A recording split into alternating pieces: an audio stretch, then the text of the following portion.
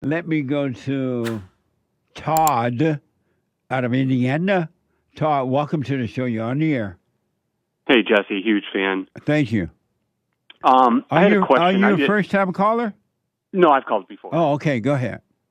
I not worry about the future. I think about it a little bit. I try to hold back, but my concern is population. I think one of them. We're at 8-9 billion now. If we go to 12, we're in trouble. If we go to 15, with the machines taking over, I think we could be in big trouble. Just because of jobs in general. That's just my concern, I guess. And why do you worry about that? I'm more concerned, but like I said, because I think that, well, first of all, you have third world. What good is it doing you to worry about that? None. It's not really doing anything. It just gets worse, I guess. Like I said, I try not to think about it, but it just, it's just there. It's just black and white, Right, because a worried mind is a dark mind, and worry presents itself as the light when it's really darkness, and it pretends to be giving you the answers. Yeah, I agree. So don't worry. Don't think about tomorrow. Yeah. Just stay right here, right now, and you'll be fine. Yeah, I agree. Thank you. And the quick question on Kamala Harris. I know, but let me hold on a minute. Let's slow down. Does that really make sense to you? Yeah, it does. It does. There's nothing I can do about it. It's so I guess wait and see. I'll be long gone. We'll be long gone. Right, you'll be long gone. Whatever happens, if there is a future, it won't bother you. Won't be here anyway. Yeah, I guess that my concern is kids and grandkids, which again, it's the same thing. They'll be long gone as well. I had a question about Kamala Harris. Okay. And I've heard you say that the country is gone and it won't be back. I'm sort of optimistic about that. I think we're still. Todd, hold for a minute. Let me take a quick break. Let me go quickly to back to Todd. And Todd is concerned about the way the country is going, and I know what he means by that. Mm-hmm. And also, you have a question about Kamala Harris. Yeah. If she wins in November, it's a wrap. Right. I mean, I think we're in trouble already.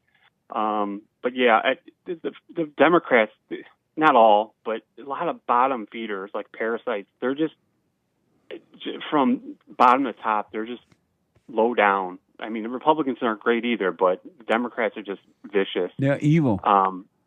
Evil, yeah. From Maxine Waters to Kamala to, Nancy Pelosi. I could name drop for an hour. Yeah, but the whole party. And I think they're behind trying to kill Trump. I could be wrong. Well, I don't know about that allegedly, but I do know that they don't want Trump in there. That's for sure.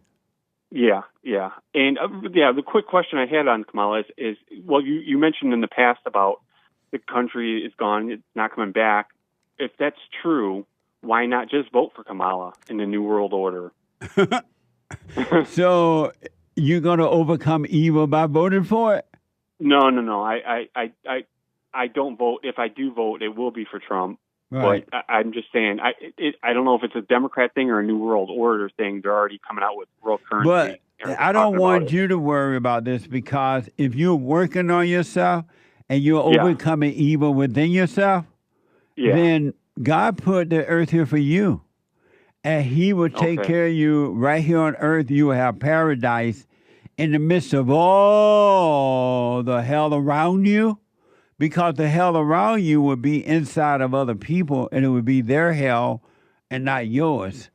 And you would be on the earth, but not of the earth. You would not be a part of it. You'll be fine. It's a little hard for me to understand that because I'm an atheist. You're an atheist? So I am. Did you see the interview on the Father State last Friday with the Satanist? I did, and he's an atheist. He's not a Satanist. I don't know why he calls himself that. And he seems like a pretty chill guy too. Yeah. He's got a son. He lives his life. He seems pretty on the even keel. He loves music. It's pretty wild, but that's. Atheists are sort of like that. They're sort of liberals, if you the old school liberals, not these nutbags these days. So are atheists? I got the impression from that interview that atheists are Satanists. Yeah, I don't. Are you a Satanist? No, I'm not. Are you an atheist? Atheist? Yes, I am. Well, then you're a Satanist. If you say so, I don't believe that. I don't believe it. I don't believe in heaven or hell. I maybe I wish I would, but I just can't go there. I just can't go there on that. Oh, you can't. And So if you can't believe in hell, why are you catching hell inside yourself? I still know what right from wrong is. But you catching hell, so you don't know what right is. You just know hell. I don't believe that. I think I've got a pretty good life. It's not the best. It's not the worst. But if you knew right from wrong, how is it possible to be catching hell that you're catching inside of you? If I'm catching hell, it's self-inflicted. Why are you self-inflicting hell on yourself? Just a bad choice. Like if I go out drinking on a weekend. But why would you make a bad choice for yourself? Sometimes you don't know whether you could have. I don't know. Maybe a DUI is a different story. But yeah, I mean, choice. Like I guess that goes back to free will. I think I do have a free will. If you had a free will, why don't you never, ever, ever, ever again inflict hell on yourself? If I tripped down the stairs, I wasn't watching my step. I'm not sure. We're not talking about tripping down the stairs. We're talking about the hell that is within you. Man, I don't know if there's hell in me. Like I said, I've got a pretty good life. I've got kids, wife. But yet you're miserable on the inside. I don't believe I'm miserable. You have fear. I take the good with the bad. No, you have fear. I don't have fear. I have concern. I don't. You have a perfect peace? No. You don't have perfect peace? No. But why don't you will yourself to have perfect peace? Yeah, I'm trying to connect the dots. Like I said, I've been listening for a long time. And nice. I'm there. We're on the same page. Right. I agree with about 90% of what you say. I just can't get over some of the. Like I said, it's not easy being an atheist and listening to your show. And it's not. And why not? Why not? Like I said, because again, free will. I'm an atheist. I don't know. It's pretty wild. Why do you call yourself an atheist? Because I don't believe in heaven and hell. I think that there's too many crazy things that are going on in the world. But let's say you don't believe in heaven and hell. Why call yourself an atheist? Why not call yourself anything? Yeah, I guess I'm agnostic. I'm not sure. No, why not? Why give yourself a name or a title, period? Yeah, I try not to label myself. No, why do you do it, though? Just because if somebody asks me, like I've heard you ask a lot of people who they are. Well, I'm nobody, I guess. That's fine. I get it. Why do you do it then? If somebody asks me to describe myself, you immediately go to what you do for a living, if you're married or not, right? What you like to do. But that's not who you are. Yeah, I understand. No, I understand. I got a text from my friend Roseanne Barr. Okay, great lady, great lady. And she's like, "Why did you have Satanists on your show? What the?" she's like, "Oh my God." Yeah. I got to respond, Roseanne. I'll tell you later today. Sure. But let me ask you this, Todd. Yeah. Number one, I want to tell you this. Don't worry about tomorrow, right? If this, God forbid, but if this woman, Kamala Harris, should get in, don't you go into worry. Sure. You stay present, and you'll be fine. One last thing, real quick. And then the thing I want to ask you, Sure, yeah. If your parents had never named you, if they had never given you the name Todd, if they gave you no name at all, who would you be? Like a different name, you mean? No, if they gave you no name at all, if they never named you, who would you be? Yeah, I'm not sure. I'll have to think about that. I'll have to think about that one. It's pretty wild. Yeah. But I had one last thing. If in your whole lifetime, how old are you now? 47. If for 47 years you were never named, they never named your name, and as a result of not giving you a name, you can never identify yourself as Todd. Who would you be? Who would you be? I don't, John Doe. I'm not sure. That's still a name, Todd. If you just think about that. I want you to think about that. Let me know. Had you never, if your parent had never given you a name, who would you be today? I'll definitely think about that. One last comment. Yes. 2 out of 3 Jewish people in America voted for Joe Biden. That's just wild to me. Like these, I was as surprised as you when I heard like Jewish people in general are conservatives. You would think that they were. Right. I thought they were. It's just wild that I can't believe 2 out of 3 Jewish people in America voted for that Joe Biden.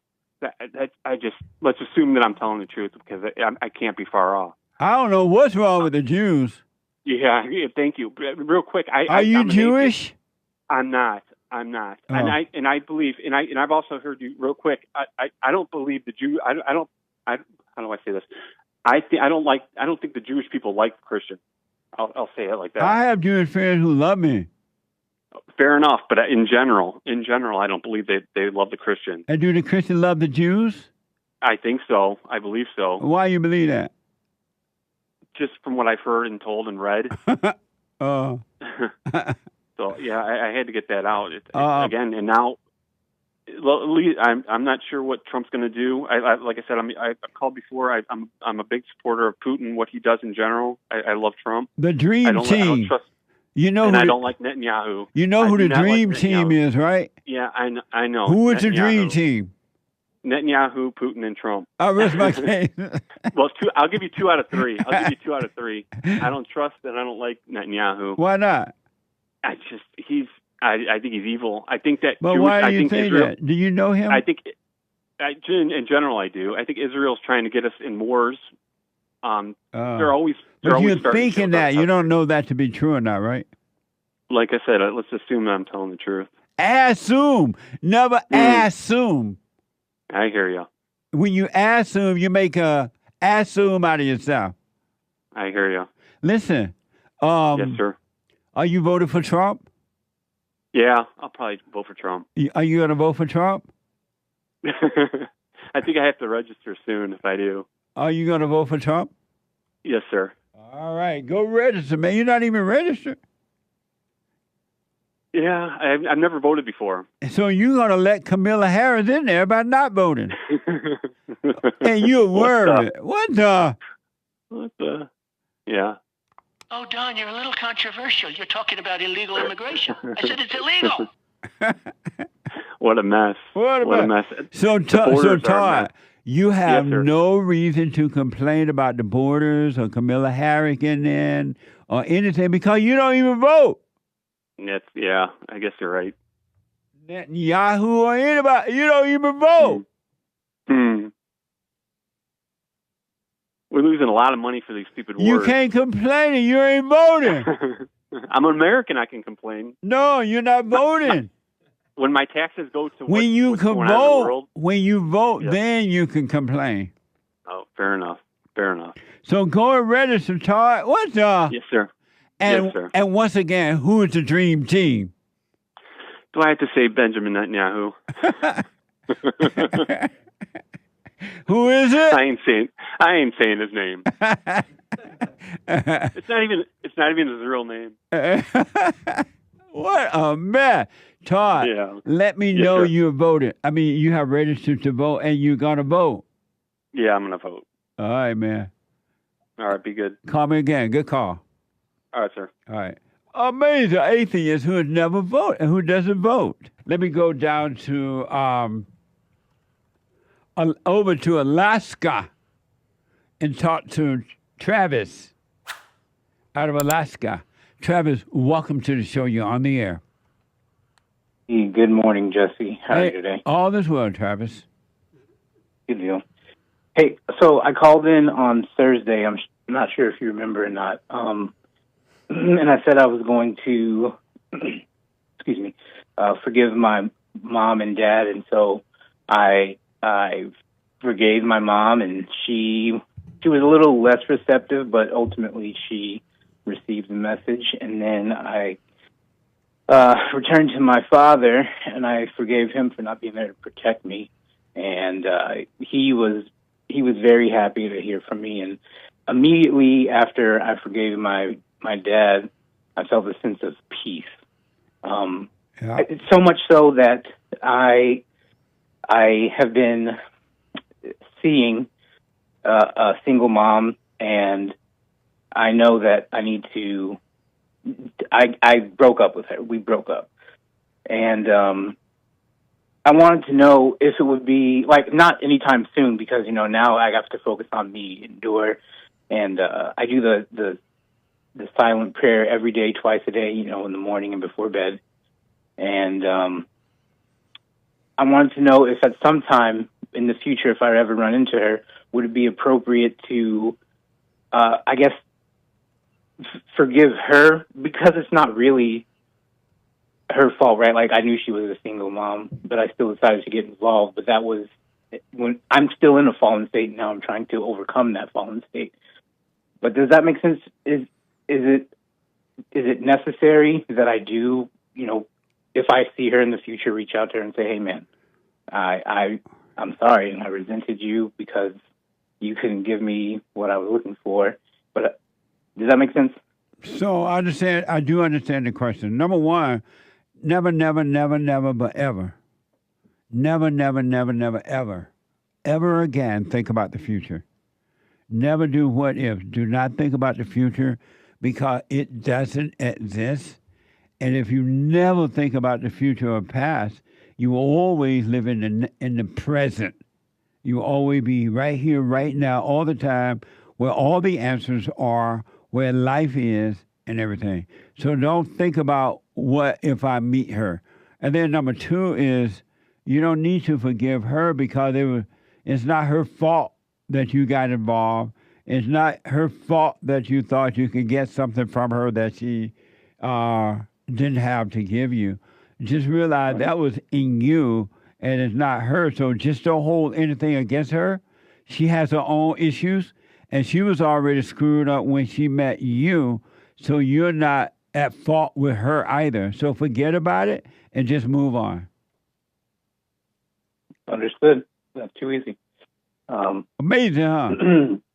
Yeah, wow. I mean, like you said that once you said, don't think about the future, only stay in the present. That's the whole purpose of the silent prayer. And the whole purpose of the silent prayer is practice so that we can learn to stay in the present where God is. 100%. So, yeah, that makes a lot of sense. As long as you're in the present, just be aware. In the present, life is worked out for you. It's already laid out.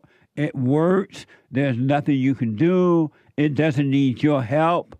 And there's nothing you can do about it anyway. And so, but you just got to, all you got to do is stay present. Isn't that amazing? Yes. And then, okay, I have one more question, if I may, Jesse. Okay. All right. So sometimes, I recognize, hey, the not me is having these feelings because I'm trying to get rid of him. And I understand that it's ultimately the objective is to be still. That said, how does that work with like happiness? Because sometimes what will happen is I'll recognize that the not me is trying to take over because he's been in charge this whole time. I watched Revolver and I was like, wow, that movie made so much sense. Yeah. I'm surprised people don't understand it. Anyhow, when the not me takes over or tries to take over, I recognize it, I sit in it, but I find myself laughing because I recognize it and I laugh out of happiness. But isn't happiness an emotion, and shouldn't I be trying to avoid that? Don't worry about that. Just whatever's happening, you just watch. If you catch those thoughts and you're happy, just watch. Don't call it good or bad, right or wrong. Don't put a title on it. Don't put a name onto it at all. Okay. Because I understand what you're saying. Because it could be that natural happiness that comes from seeing. Right. And that's exactly what it feels like the happiness from understanding. Yes, because there's a fake happiness that comes from hating, being angry, and there's a real happiness that comes from seeing. And that's the one you may have. That's what I'm telling you. Don't attach an identity to it at all. Okay. Understood. Awesome. Jesse, thank you for taking my call. I hope you guys have a great day. You too. And stay with us. Stay with us. No matter if the whole world turned against you, you stay with it. Yes, sir. I wish you well, man. I wish you well, too. Thank you, Jesse. You guys are doing God's work. Thank you, buddy. Amazing. All right. Bye now. Amazing. I want to remind you that our battle is a spiritual battle. And I want to remind you that you've been taught wrong about everything. You don't know the depths of how wrong you have been taught about life, about how to deal with life, and what real life is. And that's why every human being is suffering. You've been taught wrong, starting with your parents, your schools, your friends, your churches, and you. And that's the reason life is so difficult for you. It's a sad way to live, but you can overcome it. It's a battle between good and evil. You've been lied to and believing that. One lie you've been told is believing that it's a physical thing and somebody else to blame. It's a spiritual thing, and only you are to blame as an adult. Your parents are to blame while you're growing up as a little kid. But once you become of age, you are to blame, no one else. You are your world, and if you want to live in your world in misery, meaning fear and doubt and angry and worry and jealousy and shyness and insecurity and desperation, it's up to you. That's your world, that's what you want, and no one else is to blame. Isn't that amazing? It's amazing. I'm drinking water out of my Alpha Male cup. Alpha Male on the fallerstate.tv.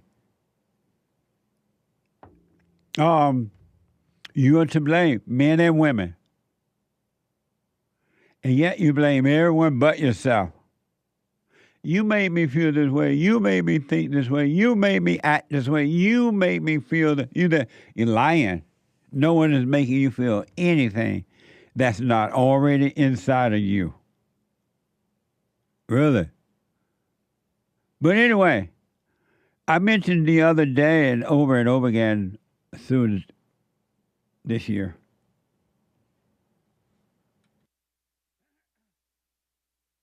how we now in the United States of America have a government that is hell-bent on making our lives miserable, hard to live, difficult, divided, afraid, fear. They are hell-bent on making you desperate to need them. And you fall for it. And you fall for it. I want you to think about this. If you do any kind of thinking, think about this. Our United States of America government made it possible, made it happen, that illegal aliens would come into our country and make our life miserable. And you vote for them over and over again because they say, I didn't do it. I didn't do it. Somebody else did it. And you're looking at them doing it. And you still vote for them.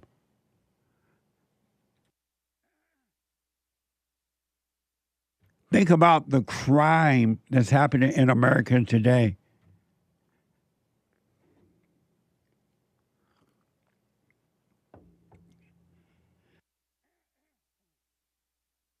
Y'all don't realize I do a lot of talk. I do my show, I do counseling, and then fall estate, and blah, blah, blah. So my throat, sometimes my voice disappear.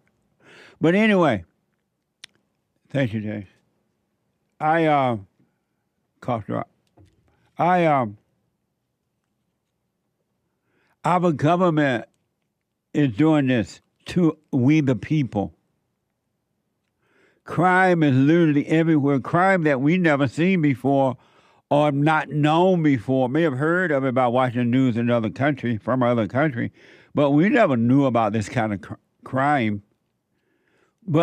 And you didn't go out and import or bring these people in. The government did it. And you know, they did it in such a way that you were not paying attention. They said, we're going to get rid of the police. No more police. The police are bad people. Police brutality. Police are racist. Police are this. Police, and you're like, yeah, that's right. You became afraid. And you said, yes, get rid of the police. Can you believe that? What type of human being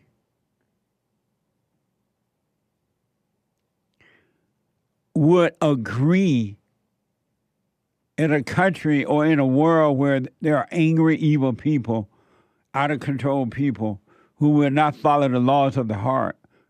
What kind of person would agree to get rid of the police? Evil people told you to get rid of the police, and you said yes to it.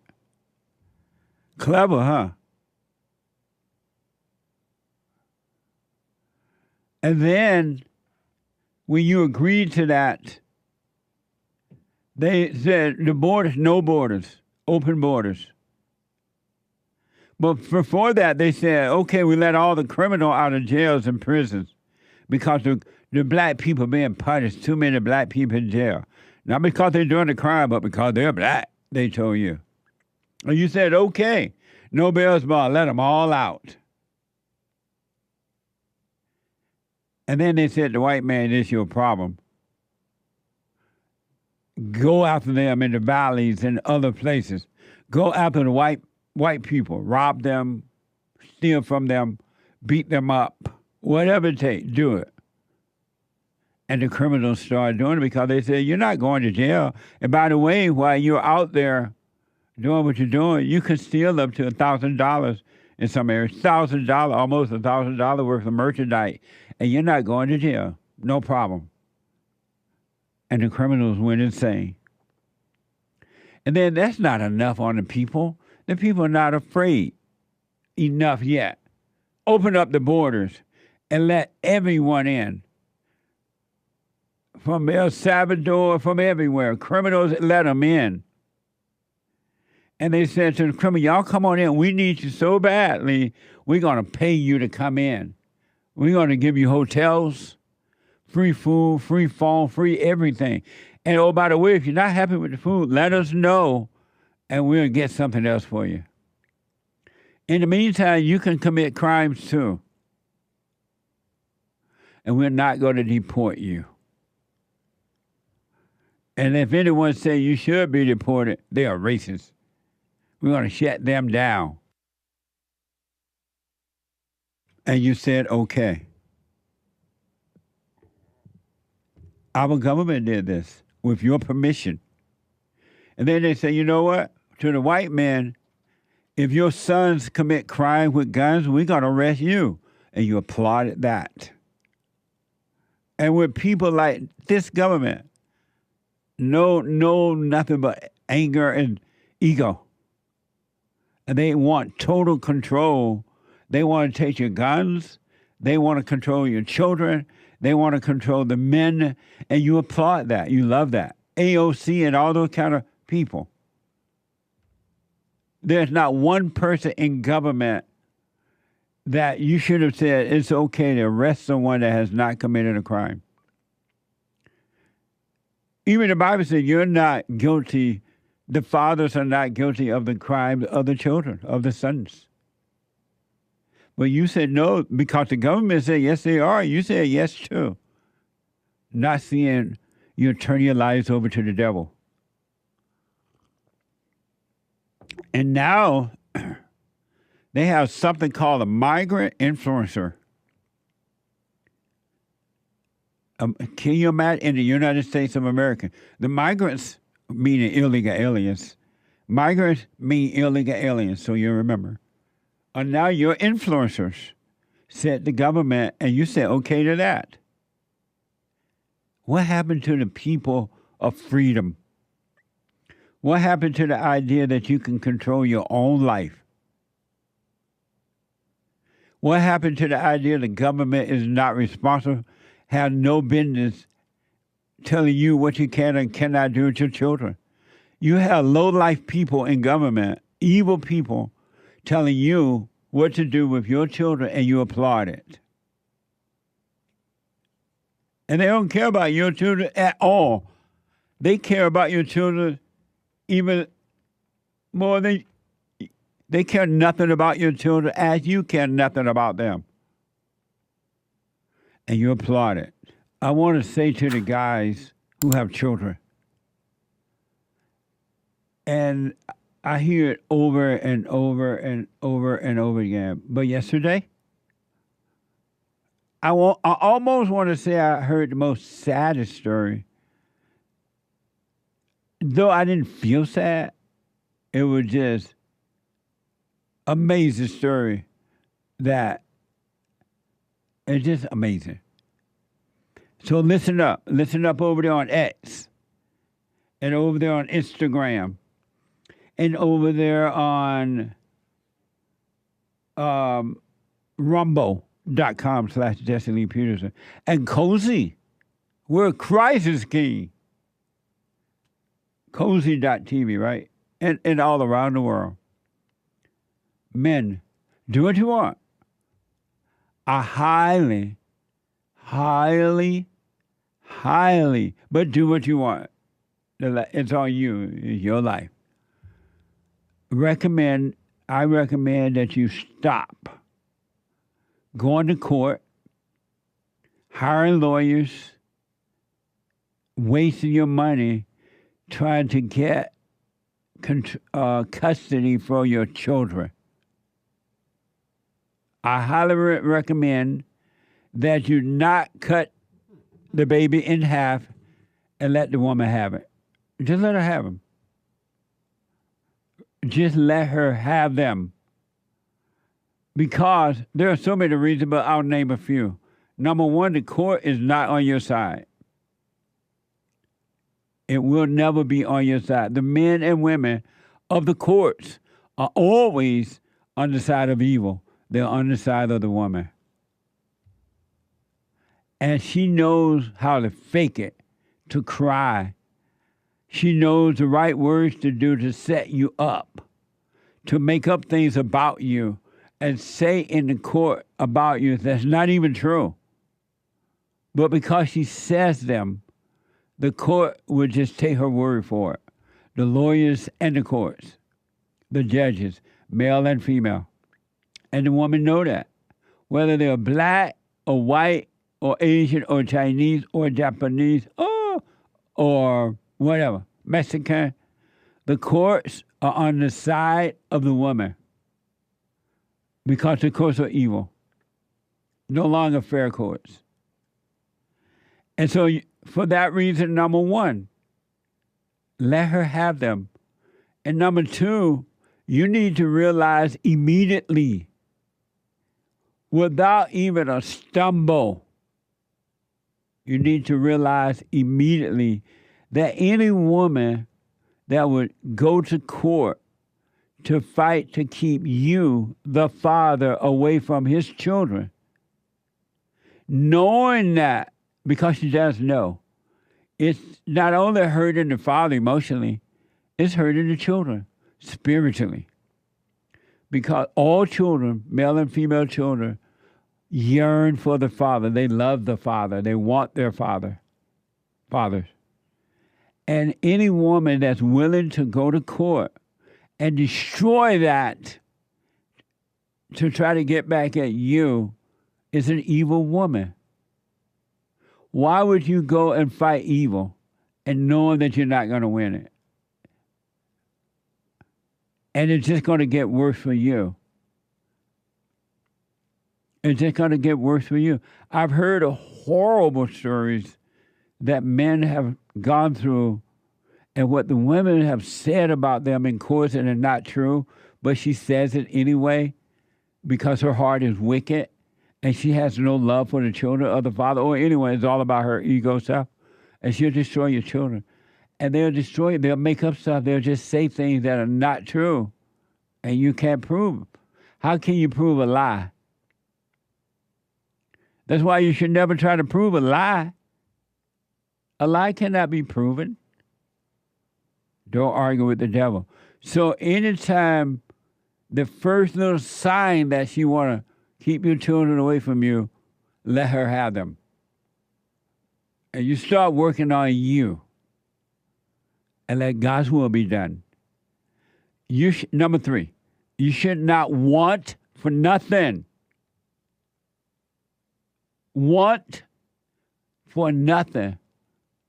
Money, places, or things, or people, or nothing. Want for nothing. Because the problem is, let me see what number I made. 1, 2, 3. I may be at number 4, I think. Number 4, the reason you're suffering, men.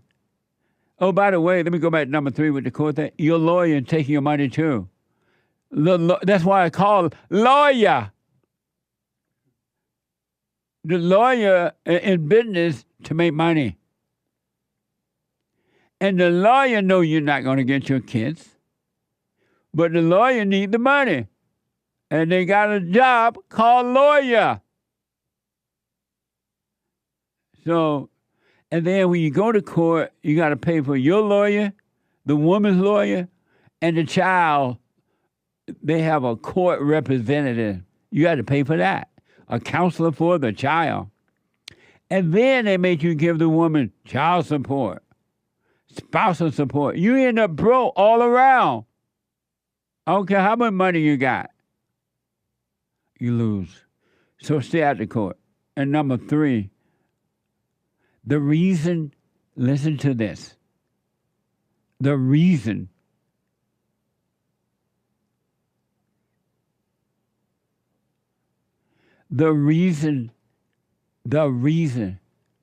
you're so desperate for the children, because you're wanting for something.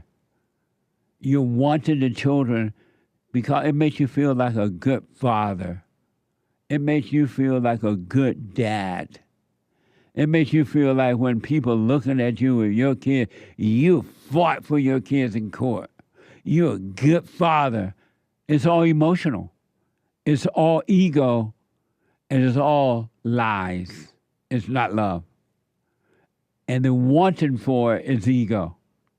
If you didn't want for it, you'd be able to drop it.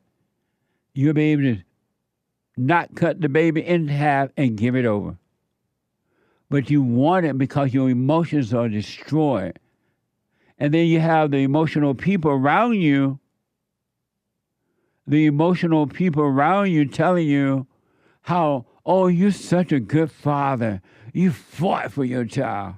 Or if you don't fight for it, they say, you're not a good father. You didn't go fight for your child or your children. They're lying to you. And because you're emotional, you fall for it. You either feel like a bad father or a good father. But it's all ego, and neither one is true. Neither one is true. So get rid of the ego. Get rid of the identity of being a good father. You're going to end up in court and be destroyed. Because the more you try to get the child, the more money you're going to have to spend to your lawyer and her lawyer and the courts. But if you want it for nothing, you'll be able to let the child go, or children, and you will have nothing to lose. Nothing gained, nothing lost. But you're wanting, and you become emotional about it. Stop that. Your emotion is a sign that something is wrong, not something is right. Not that you love your children because you're emotional and you're crying because this woman is taking you to court to take your child. It doesn't make you a bad father or a good father either way.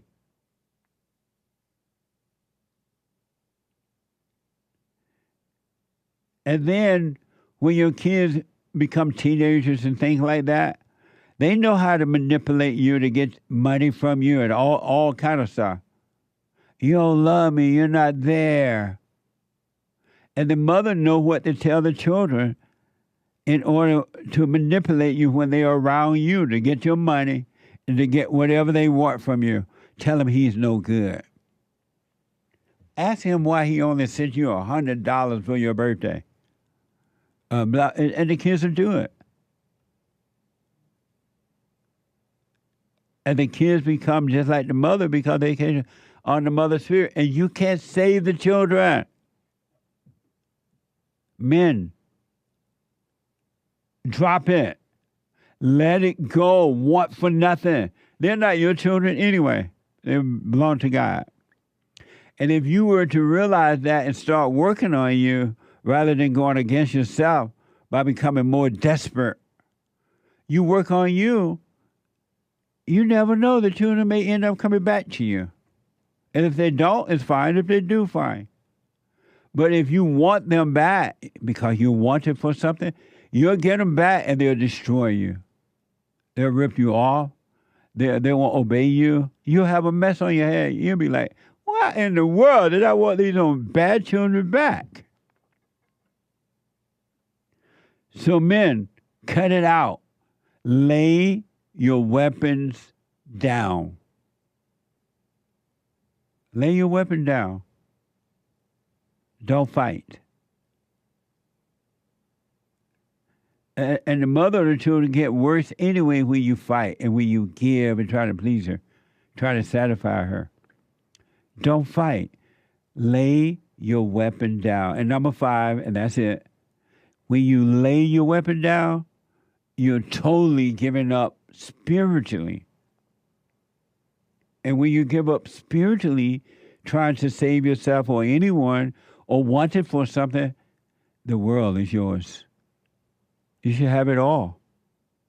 And yet it would mean nothing to you.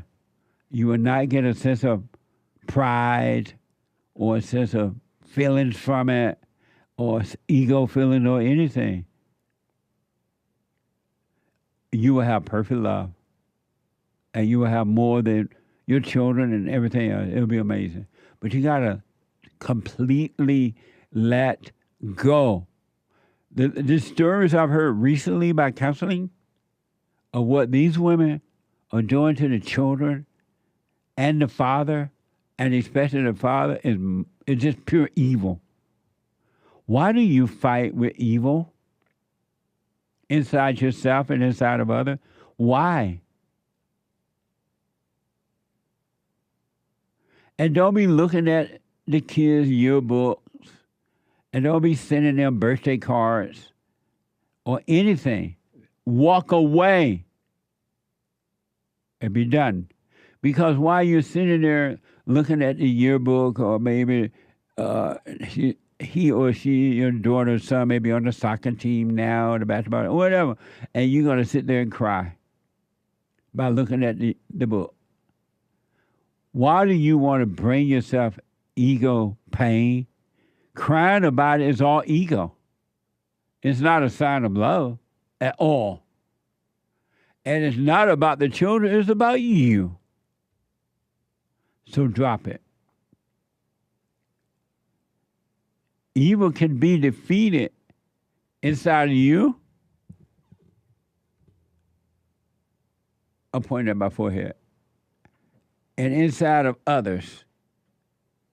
If you lay your weapons down, if you stop fighting. The world tells you to fight, fight, fight. I'm telling you to lay your weapon down. The right way is to lay your weapon down. And I'm not talking about you got to self-defense yourself, defend yourself in physical. I'm not talking about that. I'm talking spiritual. You have the greatest power on earth inside of you that will fight your battle for you, but you won't let it happen. You won't let it happen. You don't trust that. You trust your thoughts. You're afraid of not trusting your thought. And to the person I counseled with yesterday, do what you want. But I highly recommend you lay your weapon down. Hopefully you did it yesterday, but lay them down. You will be destroyed. And drop your tears and live your life. Stay present. Don't think about the past or future. Don't do anything thinking one day I'll have my children back. That's the wrong motivation. You want to be right because it's right to be right. Not because of what you can get from it, or you might get from it, or you want to do it for someone else. That's not going to help you. So men, lay it down. Stop it. Do what you want, of course. But that's not love. You're not fighting for love. You're fighting for ego. You really are as bad as the woman, except that she's pure evil by trying to take your children and make the kids suffer too. But your fight back is all ego. It's about you. It's not about the children from the father either, because it's about making him look like a good father, make him feel good to have his children to be a father, make him feel good because he fought. It's all ego. It's not love. Love is about letting go of. It's never about what you're getting. Never about what you can get. It's always about what you can do without. What and whom you can let go of. Give that a good try. Lay your weapon down, men. Keep your money and go build yourself a house. Don't go look for another woman or anything. Don't want for anything. Just look for the kingdom of God in his right way and all be added. You've been taught wrong. And don't let those weak beta men and women tell you, oh, you're not fighting. You're a bad father. You're not fighting. Don't tell them. Because they're blind too. Or if you are fighting, don't let them pat you on the back what a good person you are. That's all ego. It's going to motivate you and drive you in the ground. And when you're in the ground, they're gone. Anyway, do what you want, but you've been told. You've been warned. So before I go back to the phones, this is Manhood Hour. We're taking all call ladies too. But it's always, the question always comes up. What is a man? What is a man? I want you to know, this is for men and women, everybody, all over the world. And we are heard around the world. You know that I've often said that to keep a little space between you and all people, but especially Donald Trump, because he's a good example of a man. Matter of fact, he's a perfect example of a man. I don't know how that happened. I kind of know how it happened, but it happened to him. And it sounds that he was close to his father. And it will make a difference when you're close to your father. It makes a big difference.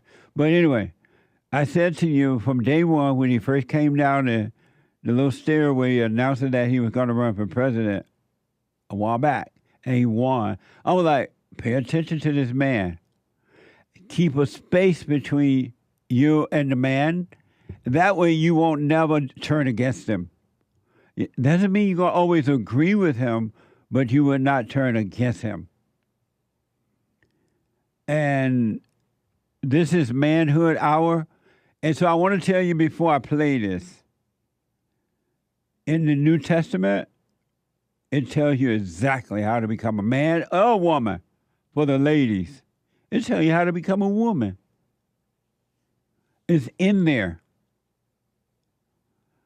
Donald Trump, the Great White Hope, is a perfect example of the New Testament and what it takes to become a man. I want you to realize, before I play this, Donald Trump has been lied about, talked about in negative ways and positive ways. He's gone to court over and over, almost like every state in America, but not every state. It seems that way. By everything, they have tried to degrade him, embarrass him, crucify him. Crucify him, they say.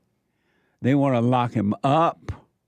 They want to take away his businesses. I remember when that little black woman in New York, the so-called DA or whatever she is, she was celebrating the idea she may be able to lock up the gates of Donald Trump building there in New York. She was all happy it didn't happen. This guy's now been shot at twice. Once hit in the ear, and the other time, luckily, the guards there was able to stop it. This man been shot at, and yet he's like ever ready with battery. He keep going. You can do the same. He is. This is so deep. I can boo-hoo. I can boo-hoo. He is allowing things to happen. He is allowing evil to be destroyed through him. He is allowing God to do it. He is allowing himself to be embarrassed, degraded, destroy his reputation, whatever that's supposed to mean. Friends turn on him. Co-workers turn on him. Family members turn on him. I think he had like a sister or cousin or somebody that turned on him. Ex-workers turn on him. FBI, CIA, FDA turn on him. He is allowing himself to be degraded. Can you do the same thing?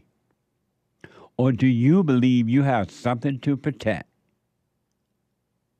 Your little reputation, your little this, your little that, your little fame and glory.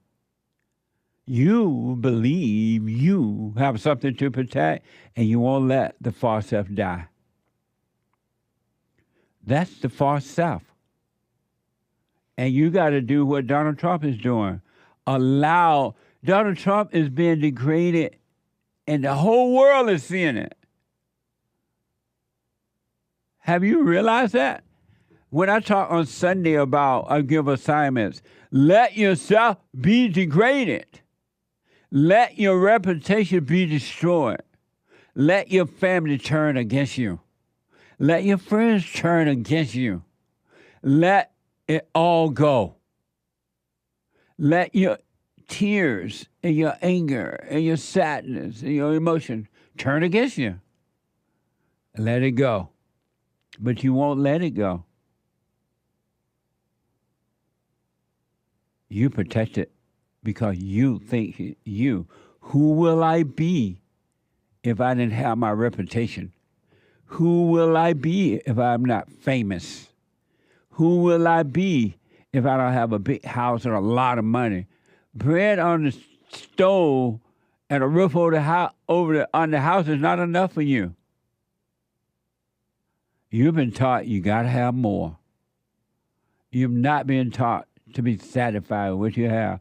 Like I was talking to the first caller this morning, and he has a felony and all that. I forgot his name already. I'm sorry. And I'm like, he was like, I got to get out of my mama. Tyler, thank you. Tyler, I got to get out of my mama house. No, be grateful for where you are. Be thankful. Don't be in your head, I gotta do anything. Live for now, in the present, and now, and be grateful. Donald Trump is doing that. Donald Trump is a living, walking example of how to overcome the ego.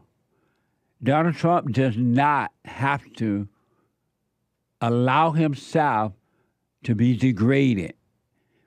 around the world, even the enemies of the rulers of the world, see the president, Donald Trump, being degraded.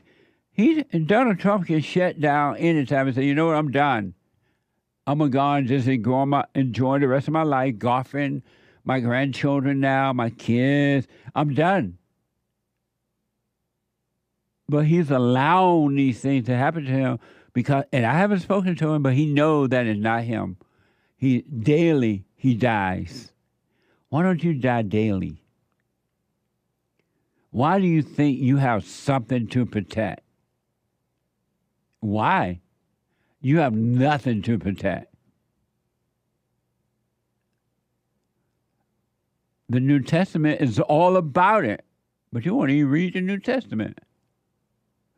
And not only will you not read it, you won't even watch a living example of it. And people say, I don't know a living example. I've never seen it. You have one right in front of you now. You have Donald Trump.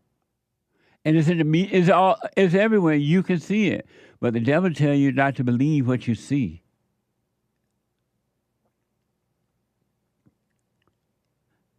Christ walked the earth, and he went through the same thing that Donald Trump is going through.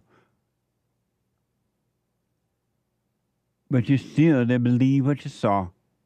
And he was right, even the disciple were right with him, even his mama Mary and the other Mary, they didn't even see. They didn't believe what they saw. And they were with him. And they were only able to get a glimpse of it when he died and rose again. They're like, oh my God, oh, what the? I thought he was dying, but he was living. And that's what has to happen to you. In order to live, you must die. The not you, the ego you, the vanity you. Why don't you just let it die? Suffer in it? Because you're not suffering anyway. It is suffering the death.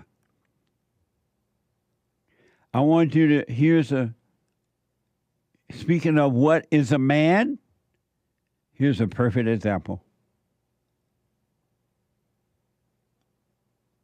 If, by Rudyard Kipling. If you can keep your head when all about you are losing theirs and blaming it on you, if you can trust yourself when all men doubt you, but make allowance for their doubting too, if you can wait and not be tired by waiting, or being lied about, don't deal in lies, or being hated, don't give way to hating, and yet don't look too good, nor talk too wise.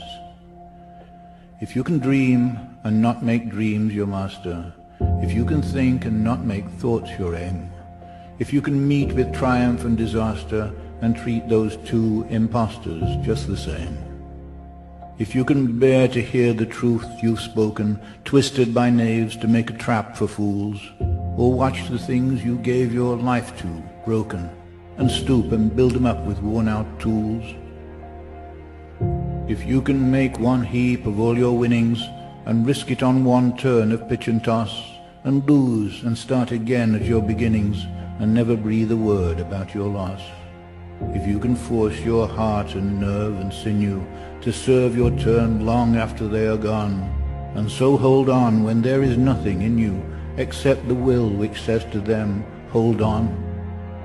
If you can talk with crowds and keep your virtue, or walk with kings, nor lose the common touch, if neither foes nor loving friends can hurt you, if all men count with you, but are none too much, if you can fill the unforgiving minute with 60 seconds worth of distance run, yours is the earth and everything that's in it. And, which is more, you'll be a man, my son.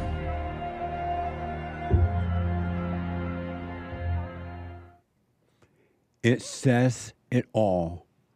And if you can do those things, you will be a man, and ladies, you will be a woman. You will overcome being a female, and you will become a woman. You will overcome being a male, and you will become a man. If you can do that. You got some work to do. You got some work to do. You got to work on you. God is with you, and God loves you, but you don't trust God. You trust the imagination, and you're afraid not to trust the imagination. You're afraid not to. You're afraid not to trust evil, and you're afraid to trust good. You don't trust God. You don't trust God. If you trust God, you cannot trust His thoughts. What the? But if you can do those things, you will. Ain't no other way you're going to become a man. No other way you're going to become a woman, ladies. You got to do the if. You got to do all that. And most people never going to do that. Some people get on the path, oh, this sounds so good, I want it. And they start doing the silent prayer, oh, it's so powerful, it helped me, and then they stop. Some people get down the road on the journey, and they start feeling the if. And they're like, this is too hard. This is taking too long. This is too painful, and they stop. And then some people go further and further down the road, and they get distracted by enemies and other people, and they're like, why are you doing this? Why don't you just follow us? Don't follow that. Don't do this or that. Come with us. Look how happy we are. And they get off the journey, off the path, and they follow the crowd, and they suffer, and they cry. But then there are other men and women who get on that if path, and they endure to the end. They go way down the road, and further they get down the road, the more they start to love the journey. It becomes amazing to be working on themselves on that journey. And you ain't nothing going to stop them. They're too far down the road. They've got to the point of loving working on themselves. You're not going to be able to stop them. So if it's manhood hour, if you want to be a man, or ladies, if you want to become a woman, there it is.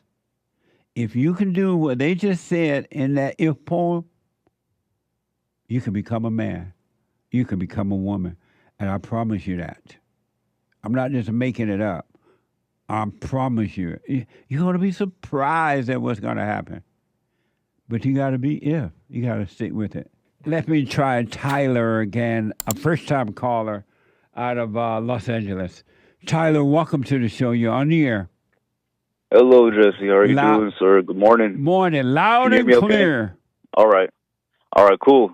So, Jesse, I had found you on YouTube a couple weeks ago, and, you know, it's been great learning about the silent prayer and applying it, and it's been doing great for me. Mm-hmm. I do have, you know, quite a life story. It's crazy to say it all, but basically, I've been trying to atone with my earthly father as well. I was a pretty violent kid growing up, hence my question, moving out of my mother's house right now because I have a felony, you know, and pretty much early in my life, like when I was 15, my father, he took his own life, so I've always been searching, like calling his best friends, calling the people he knew, like what kind of person he really was, and it just led me to be bitter against the world, and I felt like I had to prove myself, and my ego was always protecting it, you know, and any type of spiritual warfare I was going through, I pretty much found the Lord right after that happened.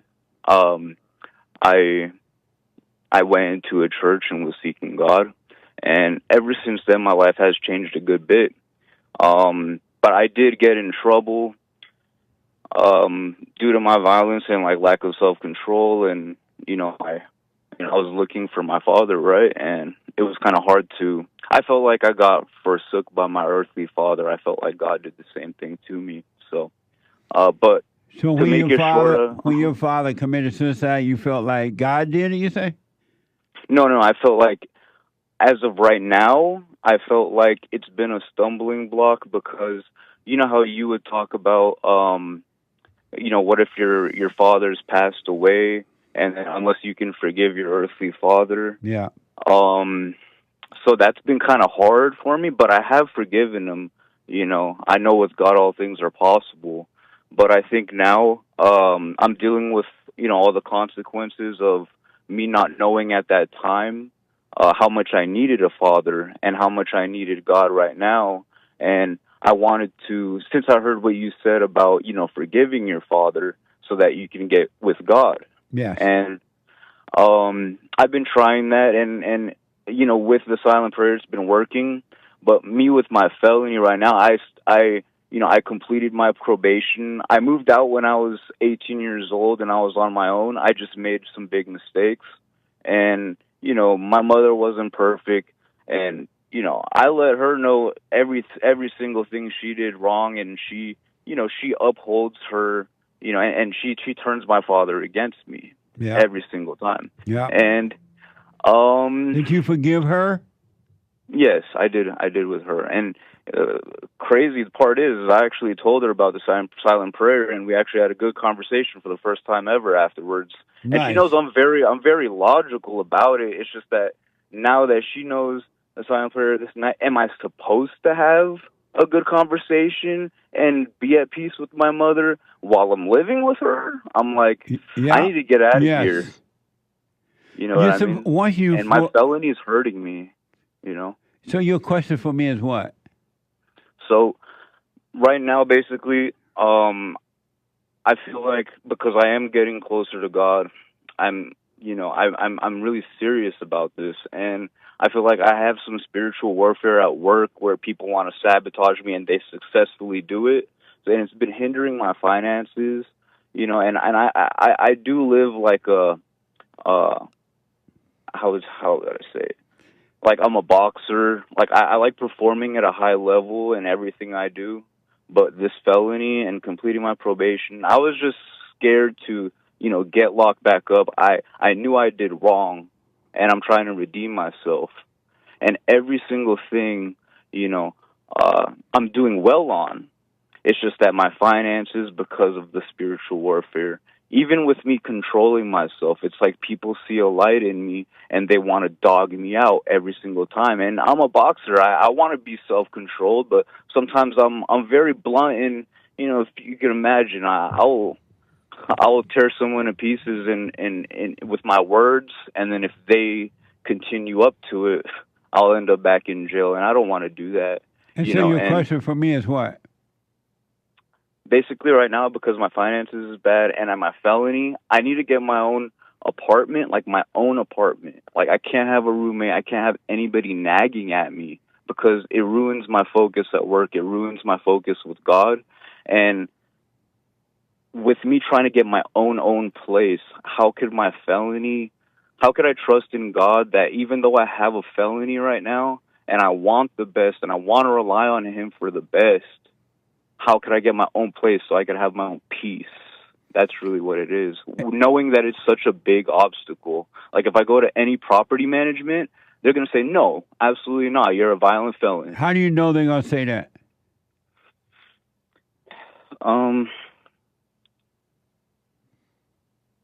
That's a good point, because even my mother, I thought of it as a sign. Even my mother told me, she's like, Tyler, go and try.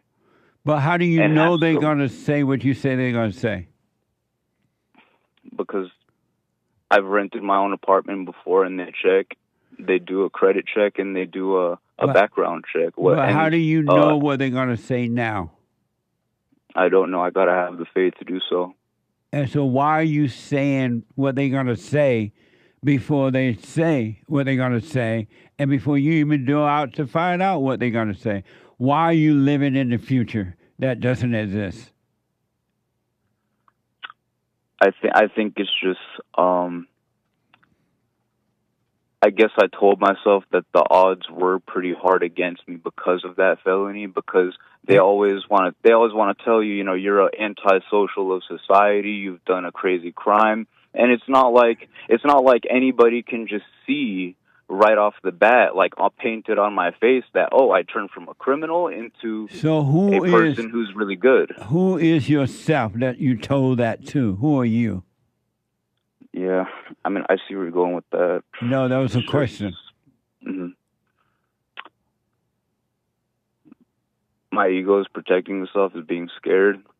And why are you listening to the ego, which is the nature of the devil? When will you stop worshiping the devil in your imagination? When will you stop that? I think it's just that felony, like that. It was like a crafty way of holding just a me felony, down. And it was a felony then. You're free now. You gotta let the past go too. Yeah, you're right. And so, who are you that you're talking to, that you listen to? Why don't you let the ego go and stop worshiping the thoughts? So if I just go on living day per day, let's just say like in faith with no action, I can't just say, God, I have a lot against me. Can you show me a way where I could just have because I want to get out of my mom's house like today, and I don't have the financial means to do so. And I just got let go of my last job, so I have no job. So you still didn't tell me when will you stop trusting the thought? Why is it hard for you not to trust thoughts? I can do it right now. It's just that I want to leave her house. I want to literally decide and be like, hey, God, I'm going to trust you, but I'll be homeless in my car because I can't live with my mother. And why not? Why can't you stay there?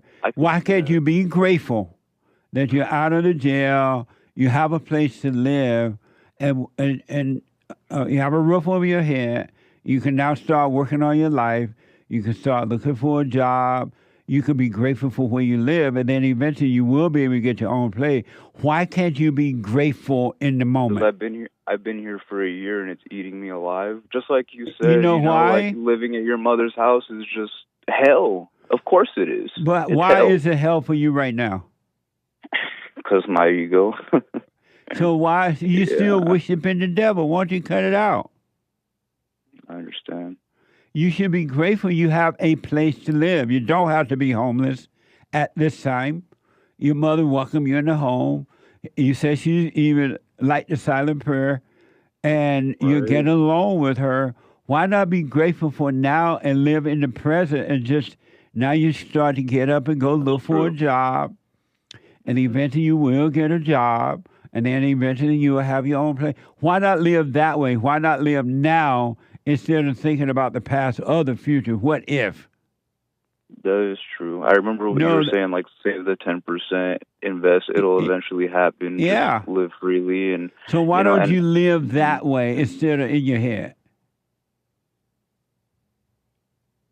Yeah, I think it was just I gave too much power to what I did wrong that first time. When God was just showing me he was there the whole time. Whatever you've done wrong, it happened then. It's not happening now. Right. So drop that too. Yeah, you're right.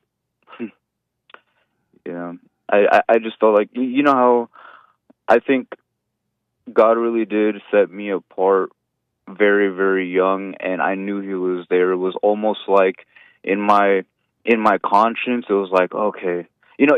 How a lot of people, they're so attached to the world, but I was attached to, because, the world hated me, I was like, okay, I need to believe in myself, my ego. I had to believe in it because I knew nobody really, loved me because God, and then God was showing me that he really did. And I think even until now, sometimes I still wanted to, people didn't give me the credit. Even coming out of jail, I was addicted to fentanyl pills. I was a drug dealer. I was, just because of what I thought, just my ego saying, just because what my dad did, he forsook me. How could you leave a son like me? And I was for real, I don't know.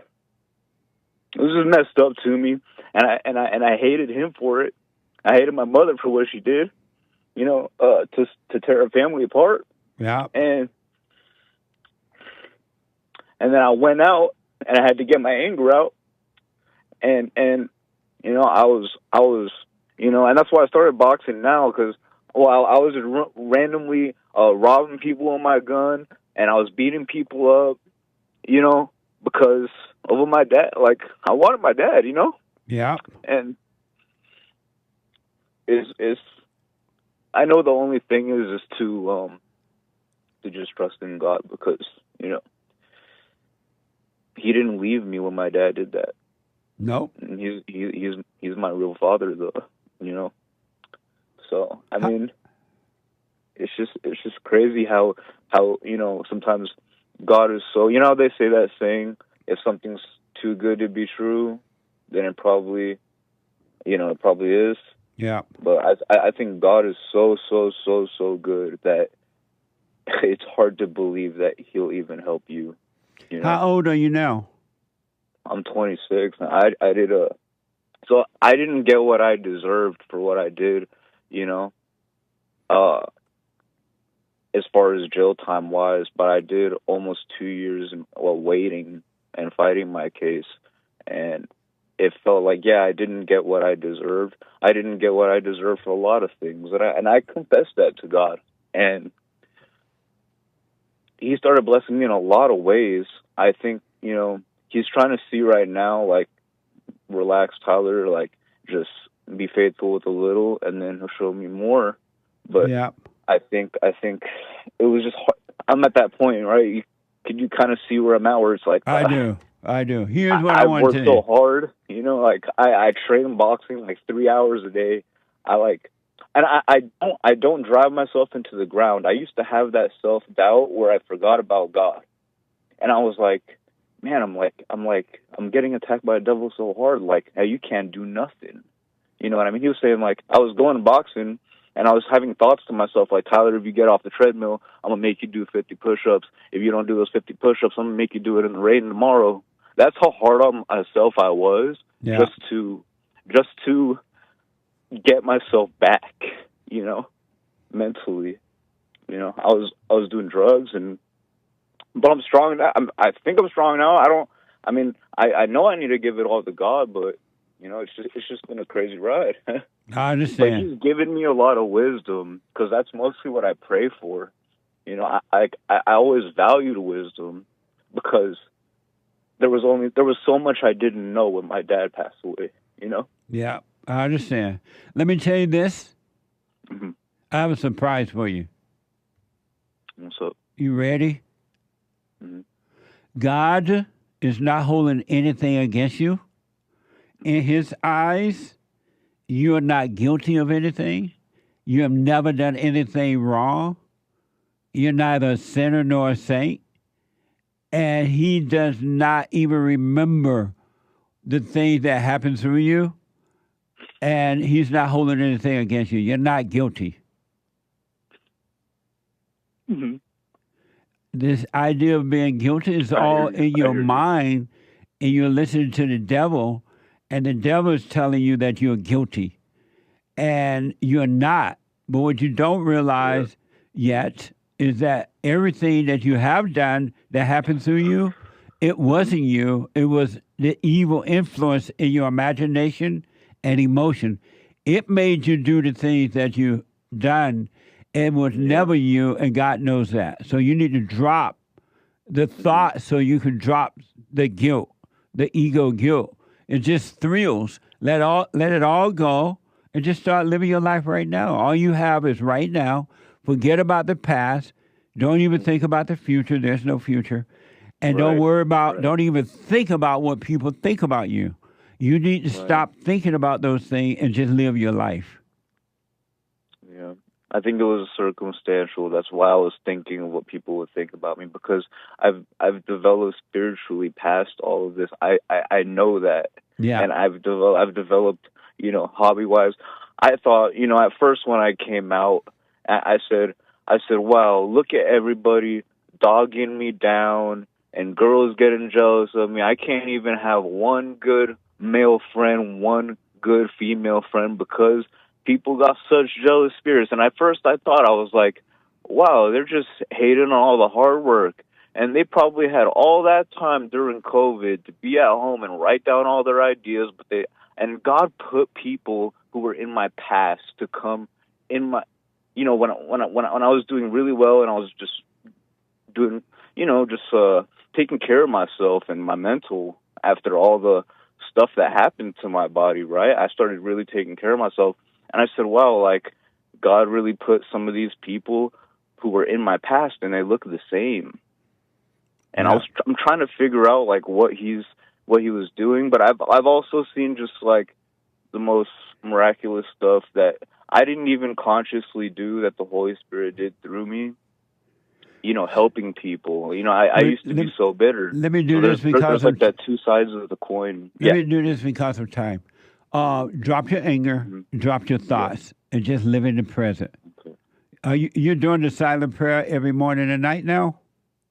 Well, the crazy thing is when I did it the first time, it was crazy. I did it for like 15 minutes, and then for like a whole week straight, I couldn't get bothered. Yeah. But once it came to this point where I really, really just wanted to leave, before I told my mother the silent prayer, I told it to her yesterday because I was like, let me try and really like explain this to her. And then she started picking out of the people, you know, that she knows around her. And she's like, oh yeah, their ego. That's why they're always trying to control. She knows somebody who, you know, he's going through like a divorce, and he's like, oh, he just goes and does everything they say that the wife says, and he hates her just because he wants to get the credit for it. He wants to get the medicine. He wants his wife calls, and then she's like, oh, get the food. He's like, oh yeah, I'm gonna go get it because and then my mother was, because it's my mom's boyfriend, and then she's like. She has legs, right? She could go get it herself. That's and right. Then, then I thought about it too. I was like, yeah, what's he doing going getting something for her when you could just tell her, like, go get it yourself? And I was like, wow, let me do this. Let me tell you this because I got to run now. Okay. I want you to start back doing the silent prayer morning and night. Okay. And then during the day, if you get caught up in your mind, meaning that you are not aware of your body or something, come back to your body, become aware. Start doing that every day, every morning, every night, and practice being present instead of lost in your head, thinking about the past or the future, all right? So I kind of like focus on my breath or something? Yeah, just stay present. Okay. And I promise you, you will know God, and you will know that God is with you, and you will have an amazing life. But you got to stay present and then be grateful that you have a place to live. Don't worry about how long it's going to take to get out or not. Just know you got a roof over your head. Take your time and go find any kind of job you can get. And one thing will continue to lead to another one. Okay, Jesse. Thank you. I appreciate it. But you got to stay away from thoughts. They're lying to you. Okay. They are your enemy. They're not your friend. The thoughts that make you feel good and the ones that make you feel bad are both your enemies. They are not from God. Yeah, you're right. I've thought about that. You know, and I'll make this short. But that I think, you know, Satan works when you're riding a high. He'll drop you so low that you can't come up. That's why the high is the low and the low is the high. They both crazy. Are imposters. Yep. So that's true. Only thing you're doing wrong right now is you're believing thoughts. Stay away from the past or the future. Don't judge yourself. There's no you to judge anyway. But don't condemn yourself. Don't compare yourself. Don't do any of that stuff, all right? Okay, thank you so much, Jesse. I really appreciate it. Let me know how it goes. Okay, sure. But be patient. Be grateful you got a place to live. And eventually you'll be able to move out in the right time, and it'll be perfect. Yeah, I've noticed God is pleased, and he gives me a soft voice when I have gratitude. It appears like, you know, it could appear like instantly or like maybe an hour later as I'm going about my day. Yeah. The gratitude I had, and if I let it float there and I let it ride, he lets me see joy in like little bursts throughout certain things, you know? Well, now that you have forgiven, and I understand what you're saying, you're right. You're on your way, and you're starting to see it. But what's going to happen if you stay with it, eventually your whole life will be that way every day, every moment, all the time. Right. Because I see how that could work, because the silent prayer, when I really consciously put that 15 minutes into it, yeah, I saw what God did for like a whole week straight without my own doing. Yes. But that's because I had faith in it. That mustard seed, right? so do the silent prayer. Just work on yourself. Yeah. And I'm telling you everything. And don't forget about being a felony. Don't let the devil tell you, oh, you're a felony and you're not going to this and not going to. Or don't even listen to other people telling you that. Don't listen to that. No. You just live your life and do what's in front of you. Okay, I'll do that. I wish you well. Tyler, let me know how it goes. Of course, Jesse. All right, thank you. All right, buddy. God bless you. You too, thanks. Bye. Bye. Amazing. All thoughts, all lies, all the time about anything. Don't believe them. Watch them. If you really want to see a miracle, quote unquote, in your life, watch those thoughts and do nothing about them. Really, just watch them. Know thyself. You're not paying attention to yourself. You have to pay attention to thoughts all the time. Pray without ceasing, remember? You have to pay attention to thoughts all the time. And when you're paying attention to them all the time, you're going to find something interesting is happening here. But you got to pay attention. You got to be present. You got to pay attention to thoughts all the time, not just sometimes. Not just once in the morning and once in the evening. You got to pay 24 hours a day. You're living unconsciously 24 hours a day. Why can't you live consciously 24 hours a day? What's the difference? Wouldn't you prefer to be conscious 24 hours a day than unconscious 24 hours a day? You decide. You're already unconscious. Why not choose consciousness? Presence. The kingdom of heaven right here, right now. What the? Everything else is vanity. It's all vain. Everything else is vanity.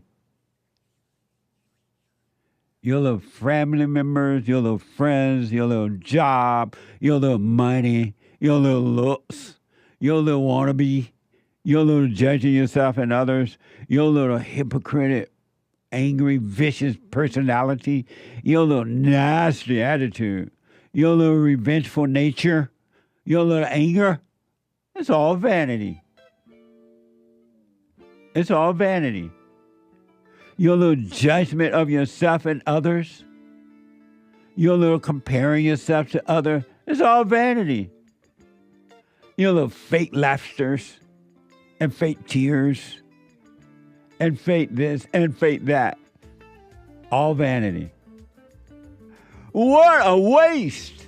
SARAI. Mm-hmm. Welcome to the show. Nice to finally talk to you. I've been a watcher for a while now. Right on. Thank you. I just wanted to ask what you think about weed, because I know you said that the Native American, like they make them lazy or whatever, but I wanted you to go into more detail because I can't find the video. The Indian was, they lost because they were high on pot. They call it peyote or something. But what weed does, it keeps you away from awareness. It keeps you away from consciousness. I noticed that. Yeah. I noticed. And I've noticed that men and women who, when they're on pot, they think they're conscious, but they're not. Yeah. Isn't that amazing? I was one of those before. I'm sorry? But I said I was one of those before. You one of what? A pot user. You were? Mm-hmm. You sound so nice. You sound all timid and feminine and nice, and you're a pothead. What the? Well, I'm not anymore, but I definitely was. To be honest with you. And how did you stop? I just realized. Well, the only reason I knew that the only reason I did was from pain, and I just going into my thoughts. And what I did was I forgave my mother and my father, as you said, and things have just been more peaceful in my life. Right on. Amazing. And are you doing the silent prayer yet? Yes. Stay with it, stay with it, stay with it. Thank you. How do you spell your name? SARAI. SARAI. Okay. Nice name. Thank you. Amazing. Any other questions? No, I just wanted to ask about that. Yeah. But thank you for answering. Yeah, it keep people unconscious. They think they're conscious when they're high. They're not. How old are you? I'm 15. You're 15? I know it sounds crazy, but I'm just trying to be honest. No, you're 15? You little 15-year-old pothead. That's amazing that you're working on yourself at 15. And I've been in a relationship for 4 years. Really? I made him forgave his mother and his father as well. He did? And how old is he? He just turned 17 the other day. Nice. Happy birthday. Thank you. You have any kids? Nice. Well, you are, so you made him forgive his folks, or he did it on his own? No, he did it on his own. I'm just saying we had these conversations and it led to that. Nice. Are you living with him? No, but I will be next year. At 16? Why? Because as of right now, my dad is like, oh, no, just wait till next year so you could be emancipated, blah, blah. So I'm like, well, your dad is right. I wish that you would wait even a little longer than that. Not that you should break up or anything, but now that you're working on yourself, I recommend, don't you want, that you wait at least until you're 18. How about that? It's just we were so close that, I'm there every day anyway, so I'm like, I basically already with you. I just don't sleep there. You at his house every day? He has his own place? No, it's with his mom, but we're going to move out to an apartment on our own next year. Oh, okay. Are you still in high school? But I graduate early next year. Oh, I see. Well, you continue to work on yourself. Do the silent prayer. Watch those thoughts, all right? Thank you. Amazing call. Stay with it. Stay with it. Stay with it. No matter what happens, stay with it. All right? Thank you. All right. Have a good one. You too. Amazing.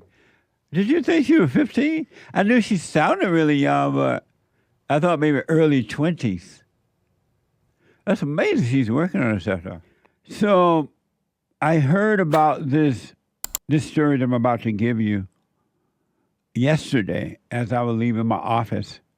A young lady mentioned it to me. She happened to be sitting in a van there, and she recognized, she said, hey, have you heard about the explosion, the pager explosion? I'm like, no, I haven't heard about it yet. She said, well, apparently Israel gave out or set up some pages that exploded, and it caused a lot of pain for a lot of people. I'm like, I don't know about it, but I'll check into it. And I had not heard about it.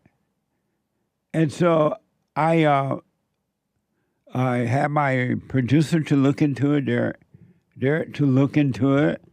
And then I saw some of it on the local news, and it's very interesting. And I don't quite understand what happened, but it's interesting. So according to this report, exploding pages killed at least 9 in suspected Israel attack on somebody. Hezbollah.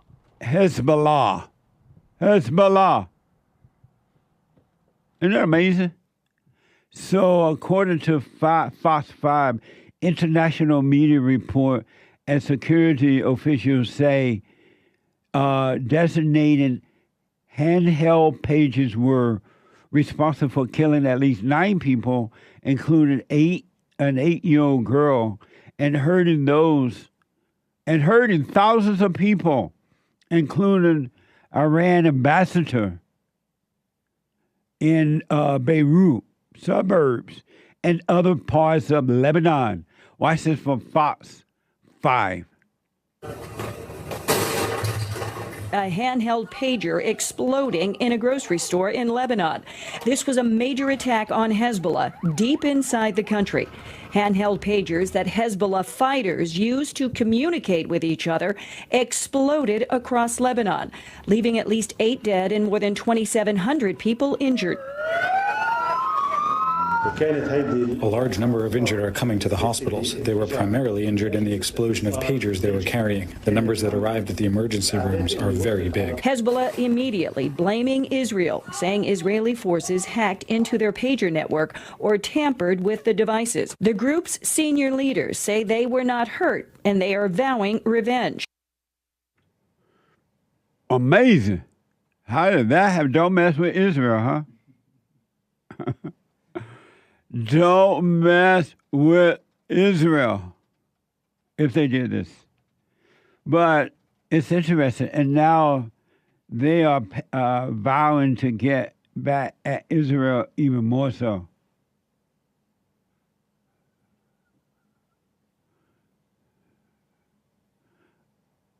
So the war is never going to end, because one goes after the other one goes after the other one, and it goes on and on and on, and innocent people are getting killed, all because of high officials' egos and the desire for more money and power. They're going to get back at Israel, they say, according to this report. According to Fox 5, the reason they are carrying the handheld pages is because their leaders told them not to carry cell phones, which could be tracked by Israel to carry out targeted attacks. So they're carrying the cell phone, and they still got attacked with pagers. So the anchor baby said that he took his phone out of his pocket for the rest of the day. What a mess, huh?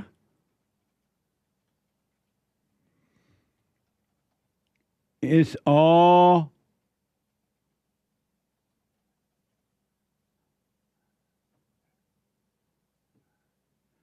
what are you saying there? Sorry, I was typing to you. I could just jump in. What's significant about this is the attacks are against Hezbollah, right? And Hezbollah is not based in Gaza. They're the Lebanese Shia militant group, and that's in Lebanon. So, just adding to what you're saying, the war will expand and continue. So, because Hamas is the guys in Gaza, where right, that area where October 7th happened. Hamas is in Gaza, and who is in Lebanon? Hezbollah. And who is Hezbollah?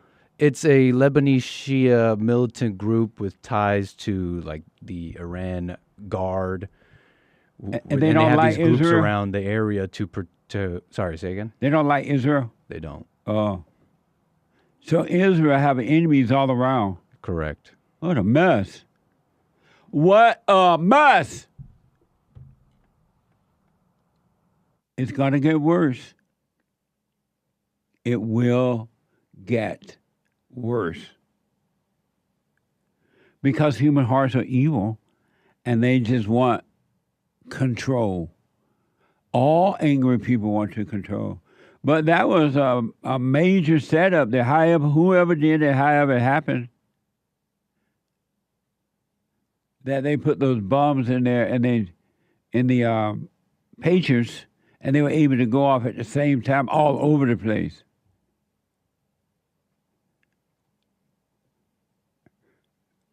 What a mess. And it's only going to get worse because now the other people are mad again.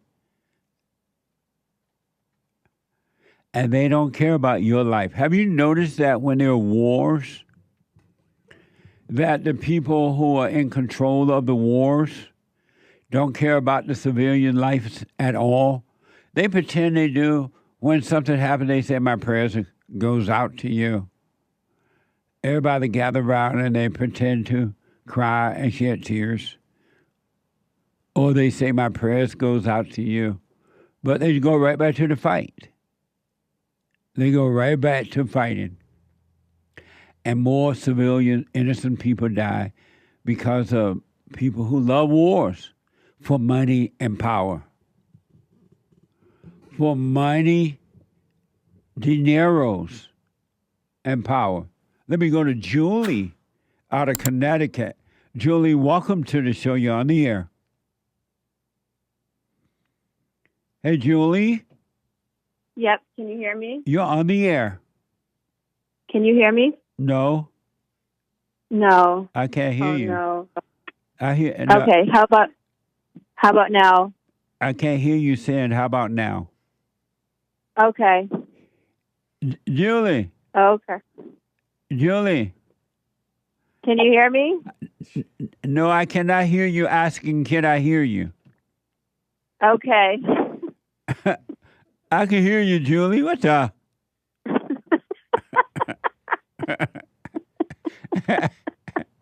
I repeated everything you're saying, and yet you're not catching on that I can hear you. I believed that you couldn't. But I said that I could by repeating what you were saying. What the?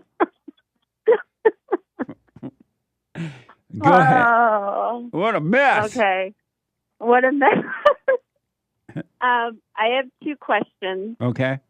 The first one is about my father and my sister. I've been watching my sister deteriorate, like before my very eyes, for a long time. She hasn't been doing well most of her life, and neither have I, but in a different way. And she called me like a week ago, and she said something very evil to me. And this is the second time she's done this in a couple weeks. So I pointed it out to her. You know, I said, what you just said was really evil. And then I noticed that she was trying to get at me. So my father's coming up. My question is, my father's coming up. We only see him once a year. She's been very estranged from my dad since she was very young. I was the one that always went to my father, so I never believed what my mother was saying. And my mother always hated me, and I look like my dad. But my sister went with my mom and still with my mom and rejects my father. And she's having all these psychological issues. She's on all these pills. She's obese. She has to wear a CPAP machine at night to breathe, and she's only 40. She's a fat white girl? She's a fat white girl. Ain't nothing worse than a fat white girl. It's true. She's short. She's short too. Well, anyway, so your question for me is what? I only see my dad once a year, and he always goes to her house. He always tries to have a relationship with her, but she rejects him, but allows him in her house once a year. So he's planning on meeting with us next week. But I don't want to be around her because the evil in her is getting worse and worse and worse and worse and worse. And I don't know what to say to him. I told him everything that you taught me about the show. he told me when I explained to him the reason why Lisa, I said her name, but the reason my sister is so sick is because. Now you told her she's short, she's fat, she's white. Now we know her name is Lisa. And her name is Lisa. You keep on talking, you're going to tell everything. Everything, her address, her phone number. And so your question for me is what? What do I say to my dad? I want to see him. He'll only come up once a year. He lives 2 states away. But I really don't want to be around her. I really think she's really going into psycho. And your question for me is what? Is it the right thing to do to tell my dad I'm not going to see him? Or do I go and see him with her at her house and just suck it up? Why not just say, I'm not coming over there this year. You can come by here, your house. Yeah. Or we'll have a visit at a cafe, but I'm not coming to Lisa's house. Why not just say that? Yeah. I can do that. I already started the conversation with him. Why not? Why haven't you already said it to him? I said to him, I said, why haven't you already said, I'm not coming to Lisa's house anymore? And so if you'd like to see me, I would love to see you. If you want to see me, either come over to my house or we'll meet up somewhere else, but not at Lisa's place and not with Lisa. Why don't you just say that and then leave Lisa alone? Stay out of her business, Stay out of her life. Don't try to save her. Leave Lisa to hell and wish her well, and you move on. Why not do it that way? I'm going to do that. I didn't do it because he gets very disappointed, because this is not the first time. But are you going to live your life based on your life or the disappointment that others feel in their lives? I want to live for me, not for anybody else. So why not take this moment and start now doing that? I'm going to do it. I will do it. And don't be mad at Lisa. You don't have to deal with her at all. And don't try to change Lisa. Don't judge Lisa. Leave Lisa to hell, and you move on. You don't have a right, and nor are you obligated to save anyone. You can't save anyone. You can't save yourself. Okay. Thank you. I wish you well. My second question. Can I ask you a second question? Go ahead. Yeah. I want to be done with my ego and all the hell in me. I listen to Bond I donate to Bond. I listen to Bond. I support you 100%. I do all your assignments. And I did see that you had a clip on going through the shadow of death. Yes. I just want to go through it right now and get it over with, because I don't I'm consciously living in hell right now. And, sometimes it's unconscious, but most of the time I'm staying conscious of my hell inside of me. And I just want to be done with it. So what do I do? If you know you're in hell, just stay in the hell and go pass through it. The light of God will cause you to pass through it. He will take it away from you. Do nothing about it. Don't even say to yourself, I just want to get this over with, right? Don't say that. But you commit to enduring until the end. And don't call it good or bad, right or wrong. Don't complain about it. Just relax in it, and you will see there's a greater source that will save you from it. He will take it from you. Okay. But you just want to stay conscious of it, aware that you are in hell. You feel the pain. You feel the misery. You feel the loneliness. You feel the jealousy, the envy, the strife, whatever you're feeling, the fear. You want to be aware that you're feeling it, but do nothing about it. Meaning that I want to make it even clearer. You want to see it. You want to be seeing it, because you can feel things, and feeling is not always seeing it. You want to see it. Meaning that you want to be aware of the thoughts. I think I'm annoyed with it, and that's probably why it's not happening. Well, you can't be annoyed with it, because you have identified with it when you feel that way because you think that is you. Okay. Okay. I understand. Amazing. Thank you. Stay with it, though, all right? Stay with it, stay with it, stay with it. Okay. Love you, Jesse. I love you too, Julie. Stay with it. All right. Thank you. All right. Bye now. All right. Bye. I almost called Julie Lisa, her sister. What the? The name's stuck in my head. What the? Nicholas is a first-time caller out of Canada. Nicholas, welcome to the show. You're on the air. Greetings, Jesse. Thanks for having me. Yes, sir. You say that there's no love in man, but you also say that you love the Jews. I love Israel. But if there's no love in man, how can you do that? The Lord doesn't love workers of iniquity. Why do you? He doesn't love. He doesn't love what? Workers of iniquity. What is that? Unjust scales. What is that? Suppressors of truth. What is that? What do you mean, what is that? You don't know what suppressor of truth means? No, I don't. I really don't. I'm serious, too. I don't. Somebody who suppresses the truth, man. And so why are you suppressing the truth? I'm not. The Jews are. And you say you love them, even though you say there's no love in man. What is the truth? The truth is Christ died on the cross. Are you serious? You joking or what?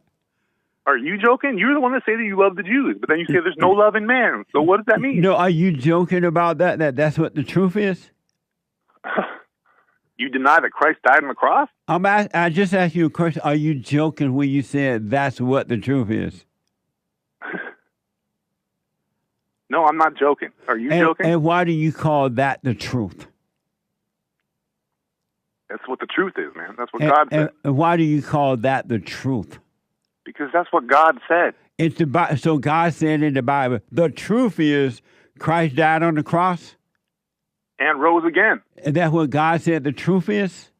Yeah. There's nowhere in the Bible God said the truth is Christ died on the cross and rose again. He never said that was the truth. Really? Where in the Bible did he say that? The New Testament. Where? Have you read it? Where did he say this is the truth? Have you read it, man? No, I'm asking you, where in the Bible where he said this is the truth? It is the truth. The Word of God is the truth. Where in the Bible did he say that was the truth? That what was the truth? That Christ died and rose from the dead? Right. It's in the book. Have you read the book? Where in the book? Have you read it? Where in the book? Have you read it? No, I never read that he said that this is the truth. So you don't think it's the truth that Christ rose from the dead? That's not. I'm asking you, where does God say that this is the truth? Because you call that in the New Testament. If you read it, you call that the truth. Man, you love the Jews, but God says you don't love the Jews. He does not love workers of iniquity. He does not love unequal scales. He does not love suppressors of truth. So why do you love them? Do you love the Jews? No. Are you a Christian? Yes. And so you love God? Yes, God is a source of love. And did God tell you to love your enemies? Sure. And so how did you avoid loving your enemy if you love God? How do you get They're around? They're not my enemy. I don't have enemies. How They're do you enemies get of God. around not loving How are they my enemy? How are they my enemy? How do you get around not loving the Jews? I guess I'm living in sin. How do you get away with not loving the Jews and you say you love God? God is a source of love. You say there's no love in man, so how could I even love God? How do you get away with not loving the Jews if you say you love God? As I just said, I guess I'm living in sin. That's my error that I'm going to have to deal with. So if you love the Jews, then you love unequal scales. You love workers of iniquity. I love all people, including my enemies. And so I want to know, how is it that you love God, but you don't love the Jews? And God said, I love the truth. I love the truth more than I love the Jews. No, you don't. Yes, I do. What is the truth? The truth is that Christ died and rose from the dead. That ain't the truth, man. Come on. What is the That truth? ain't the truth? You're denying that Christ rose from the dead? You don't even know that's what... on you, pal. That's on you. You just rejected Christ in front of how many people? You don't even know... You just rejected the truth of Christ, stupid. You don't even know what the truth is. Hello? And he's angry and ticked. All in the love of God. He's angry. Where's the love in that? He hates the Jew. He hung up. I didn't hang up on him. Where is the love in that? You don't have love, Nicholas from Canada. You have no love. He ran. He hung up. And he's ticked. But he loved God and he know the truth. Do you have a Christian mindset? That's what I want to know. Do you have, it's Bible Thumping Thursday, do you have a Christian mindset? Did you hear, and I'll get to your calls, I see them coming in, I'll get to them in a minute, but did you hear that another wave of device explosions in Lebanon after a pager attack? It happened again. And the people are like, what the? It's amazing. It's being reported, and I don't know how true it is because you literally cannot believe what you hear in the media nowadays. But it's being reported that it's done by Israel and that Israel set up a whole big old company to manufacture these things. They had to have salespeople and everybody because somebody had to go out and sell these things to Iran and other people. They went like all out of their way to make this happen. The Jews are the Jews are smart if this is true. Don't mess with the Jews. If they did this is deep. They started a whole manufacturing company. They had to train, they had to build, they had to sell, they had to promote these things. And people bought them. And they had bombs in them, according to the report. Time is reporting. Explosion went off in Beirut and multiple parts of Lebanon in an apparent second wave of destinations and electronic devices. Hezbollah officials said, and state media said Wednesday, reporting walkie-talkies and even solar equipment detonating a day after hundreds of pagers blew up. What is this old world coming to? Things just ain't the same. Watch this soundbite from 10 News first. They had gathered to mourn victims of the first explosions when a second wave hit. The shock blasts triggered mass terror. There was confusion in the crowd, then the realisation Israel had struck again. Across Lebanon, more synchronised explosions. Fire and smoke filled the air as walkie-talkies used by Hezbollah militants blew up. There are also reports solar energy systems detonated in several homes. At least 20 people were killed and hundreds more injured. Hospitals cannot cope, already overwhelmed after pocket-sized pagers exploded yesterday.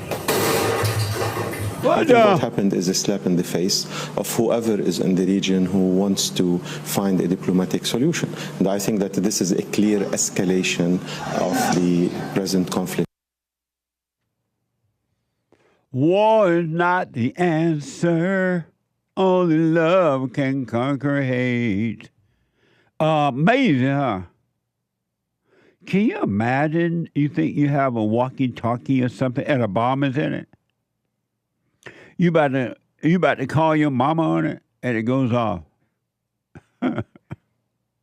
What a mess.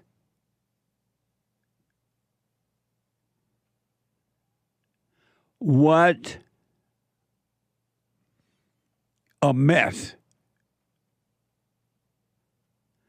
I don't know if Israel is doing that or not, but I just think that it's time to end the war. War is not the answer.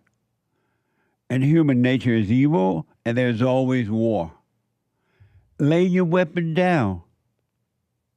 Israel claimed a new phase of the war is beginning. Watch this again from News 10 First.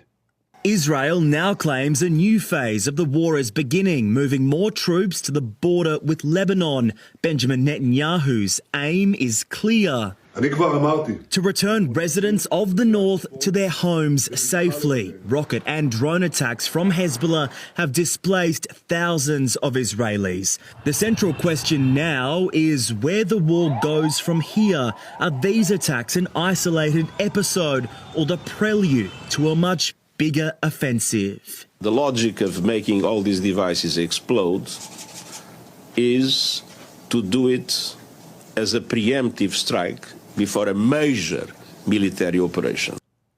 Wow. One thing about Israel, they know how to fight a war. Don't mess with Israel. It's crazy. It doesn't seem like weird. Think about it. You have human beings killing each other like this, fighting each other on both sides. Doesn't seem like something off with this. It doesn't seem normal that human beings are at war with each other. And when you think about it, it's all ego. It's not real. And then what they do is the leaderships on both sides come up with an idea for a war because they want to make money. And then what they do, they build up the human beings to get involved. I mean, the non-military people to join the military and get involved. And you know how they build you up to make you want to participate? They call you a patriot. They call you a great citizen that loves his country. They fire you up by telling you you must be willing to die for your country. You are an Israeli. You are a Lebanese. You are an American. And you get emotionally fired up. And you start telling yourself, I'm a patriot. I'm a true patriot. I'm willing to die for my country. You say, because now your ego has been fired up. You ain't no real patriot. You ain't no real Israeli or Lebanese or American. You're not really that. But you've been fired up to believe it, and you're accepted as another form of identity. And now you're ready to go out and fight, lose limbs, lose your body. You're so proud you'll die for it because you've been driven by ego to believe that this is important to you. And then you go and you train, you crawl under the wire, you crawl in the wall, you climb the wall, and you put on a uniform, and you come back home just before you go to war, and they hold a parade for you, and they call you a patriot. You're going off to war. And then you go off to war, and you proudly die for your country, lose limb, and suffer for your country. And then you come back home either in a box or limbs gone, or maybe nothing happened that you was stressed out mentally. And you come back with what they call post-traumatic stress disorder. And then the government in your country tell you, we don't have any place to put you up. You have to be homeless. We got to take care of the illegals over you. We're going to put them up first, and then you, if we have room. And then you cry. You're mad now. And then you find out that the war wasn't even necessary. It was a made-up war for personal gains. that the government got rich from it. And the people who invested in the war equipment, the senators and governors and mayors of this town and the cities, they agreed to the war because they were making an investment on the weaponry to make money. You find out you sacrifice your life over a fake war. It was about the money. It was about control. And now you're ticked, but you don't want to say it out loud. Isn't that like, think about that. Don't be so easy to accept awards and titles because it's a setup. If you notice, the moment your mama call you baby, my baby, she want to move in with you. Or she wants you to move in with her and take care of her, or she want money or something. You're her baby. But if she doesn't call you baby, it's because she can't get anything from you, and she'll call you another name. Just because somebody call you a patriot, that doesn't mean you're a patriot. It ain't real. It's just another title to brainwash you and control you. Pay attention to that. These wars, 99% of the wars are about money and power. It ain't about you being a patriot. It ain't about you loving your country. It's none of those things. They make you feel that way or believe that way because it's just a feeling. And they never bring peace. And no, it's not about the peace.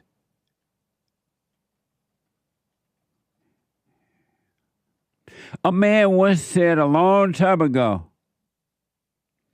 that there are very few just wars, that the only just war is of true sovereignty. That's from the Anchor Baby.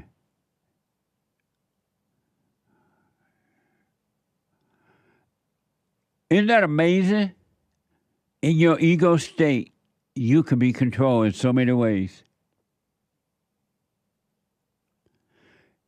And then when you come back, they hold a parade for you to really make you feel like a true patriot,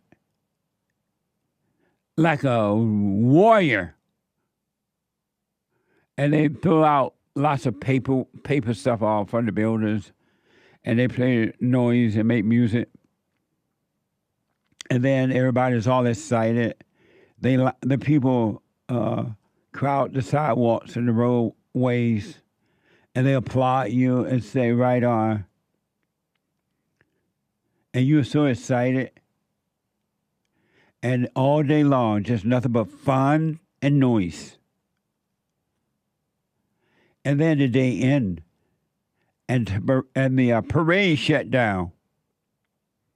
And everybody go home. And you are left all alone. The noise is gone. The crowd is gone. The parade is over. The marching band went back to wherever they came from. And what are you left with?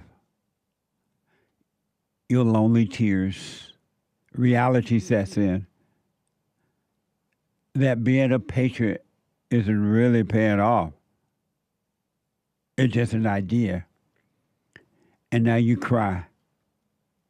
And now you're like lonely. You've lost your limbs. You lost your mind. And you're left with that alone. Your wife left you. Your kids don't love you anymore. But you have been told that you were a patriot and you thought it meant something. It's like everybody is a hero. But the question is, who made you the hero? Who told you that you were a hero? Oh, the police officers saved a body from a burning car. He is a hero.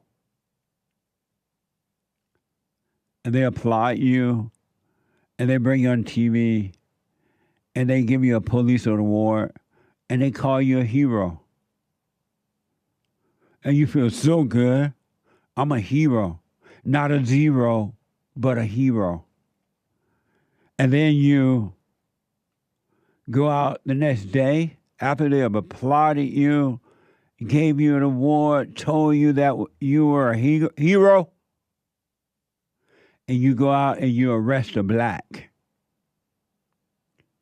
And that black scream and yell and fight you. And that black don't want to put their hands on the steering wheel, show you their ID. And you're forced to arrest the blacks. And the black call you racist, police brutality. Just remember the day before you were a hero. And now your captain call you in and say, hey, we got to put you on the desk job. Or we got to give you a leave of absence. You've been accused of being a police brutality person. But I'm a hero, you say. Yesterday I was a hero. Remember? Well, now that you've been accused of being a racist, a police brutality person, you are zero. And your high goes to a low. Yesterday you were on top of the world. You were a hero. And today you're on the bottom of the world. You are zero.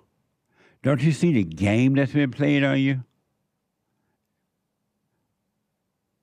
Don't you see it? Why can't you see it? And why don't you see it? Why don't you see it? It's time to wake up. If not now, when? Anthony is the first time call out of California. Anthony, welcome to the show. You're on the air. Hey, Jesse, how are you? All is well. Thanks for calling. Thank you. Yeah, I'm nervous and I'm excited to be on the show. I've been listening to you for about a year now. Don't be nervous. Relax. Yeah. All right. I'd like to think I have a Christian mindset. Nicholas, hey, yeah, he ran. He ran. He hated the Jews and he ran. What the? But the truth is, Jesus died on the cross. That's the truth. That's right. But anyway, go ahead, Anthony. Yeah. So, my question is, so you the whole theology of the Trinity, Jesus being God, you expressing like that we can all attain perfection. Well, where do you think it? Because I think the same thing, like that we can all. That's the whole mentality of trying to be a Christian is to be like Christ, right? And so, where do you think this whole sin management, judgment, popularity contest got introduced into like the church setting? How do you think this has happened? Through the ego. Through just one-upping everyone? Yeah. They are in they're lost in their imagination and don't know it, and they are making up stuff that's not real. So do you think it's a trap, or like in spiritual warfare, to living in the sense of like we're saved by grace, I can do whatever I want type mentality? Repeat that. Like in the sense of like once you're saved by grace, by Jesus, believing that he's God and that he died on the cross and saved us from our sins, do you think that puts us in a place to where Christians think that they can do whatever they want and they're still going to go to heaven? I don't really understand the language of what you're speaking. Okay. I don't know. I guess what I'm saying is, I don't know. I lost track what I was saying. I did too. Yeah, I know. Sorry about that. Yeah. Do you have a Christian mindset? Yes.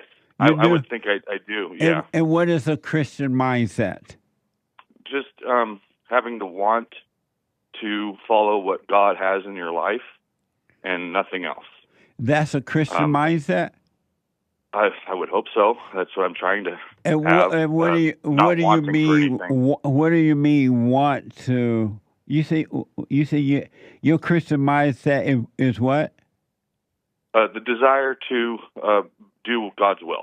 And what is God? Evil. What is God will? I don't know, and that's what's hard to find. It's confusing to me. And what and what is? How do you know you have a desire to do God's will? Because it is what's in my heart, and has been for a very long time to not follow the flock, and to not really necessarily fit in, I guess, and do what's needed or important or lasting, I guess. That doesn't make sense. Okay. Well, then I guess that's why I'm calling. I'm in a state of confusion and on how to decide what's right and wrong in the moment. I don't know. This is hard. And so your question for me is what? I don't know. Just prayer, I guess. What? Prayer for Anthony in California. Would you? I don't know. I love God. I don't know what I'm doing. And why do you say you love God? Because I feel Him inside of me. I feel Him around me. And what does He feel like? The chills, the presence. The chills? Yeah, getting goosebumps. But you get goosebumps when you hear good news. Yeah, but you hear that your daughter graduated from high school. What? But I immediately attribute that good feeling to God. And why? Like immediately in my mind. Since God is not about feelings, why would you attribute that to Him? Yeah.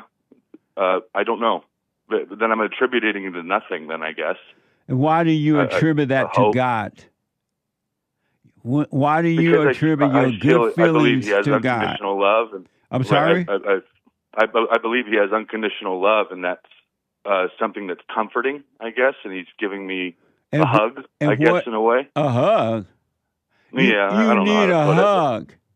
I do. I'm a bit of a beta, yeah, or a full beta, yeah. But why do you attribute your good feelings to God? It's not. I wouldn't say good feelings. I would say more sensations. It's not like this emotional high happiness. It's Anthony, are you able to hold for me? Yes, sir. All right, hold on. Don't hang up. I'm going to take a break. And when I come back, straight to you first. I want to go quickly back to Anthony, a first-time call out of California, and I had to put him on hold due to the time there. And Anthony, thank you for holding. Yeah. Go ahead. Well, I'm drawing a blank, but what do you think about tongues? Because you were just talking about that. What do you think that? Because it's in, like, what is it, 1 Corinthians 13 or something, with the spiritual gifts or something like that, where it says we could talk in tongues, but there has to be like an interpreter or something like that. What do you think that all is? The way they're doing it is a joke. Yes. Yeah, it's a show. It doesn't mean what they say at all. Right. But do you think it should be done in private? Or do you think it's an actual thing, like a heavenly language? It's not speaking in tongue and somebody else going to hear you speaking in tongue, and they're going to interpret what you said. Think about that.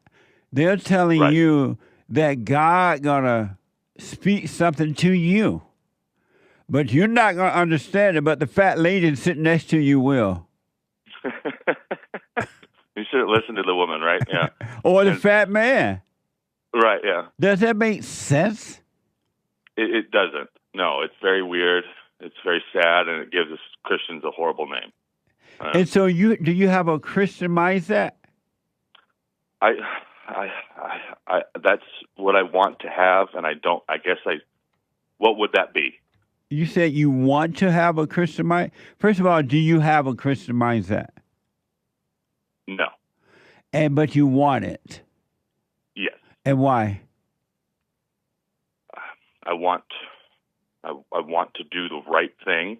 And what for the sake of doing the right thing. And what is the right thing? I don't know, and that's where I don't know how to discern, I guess.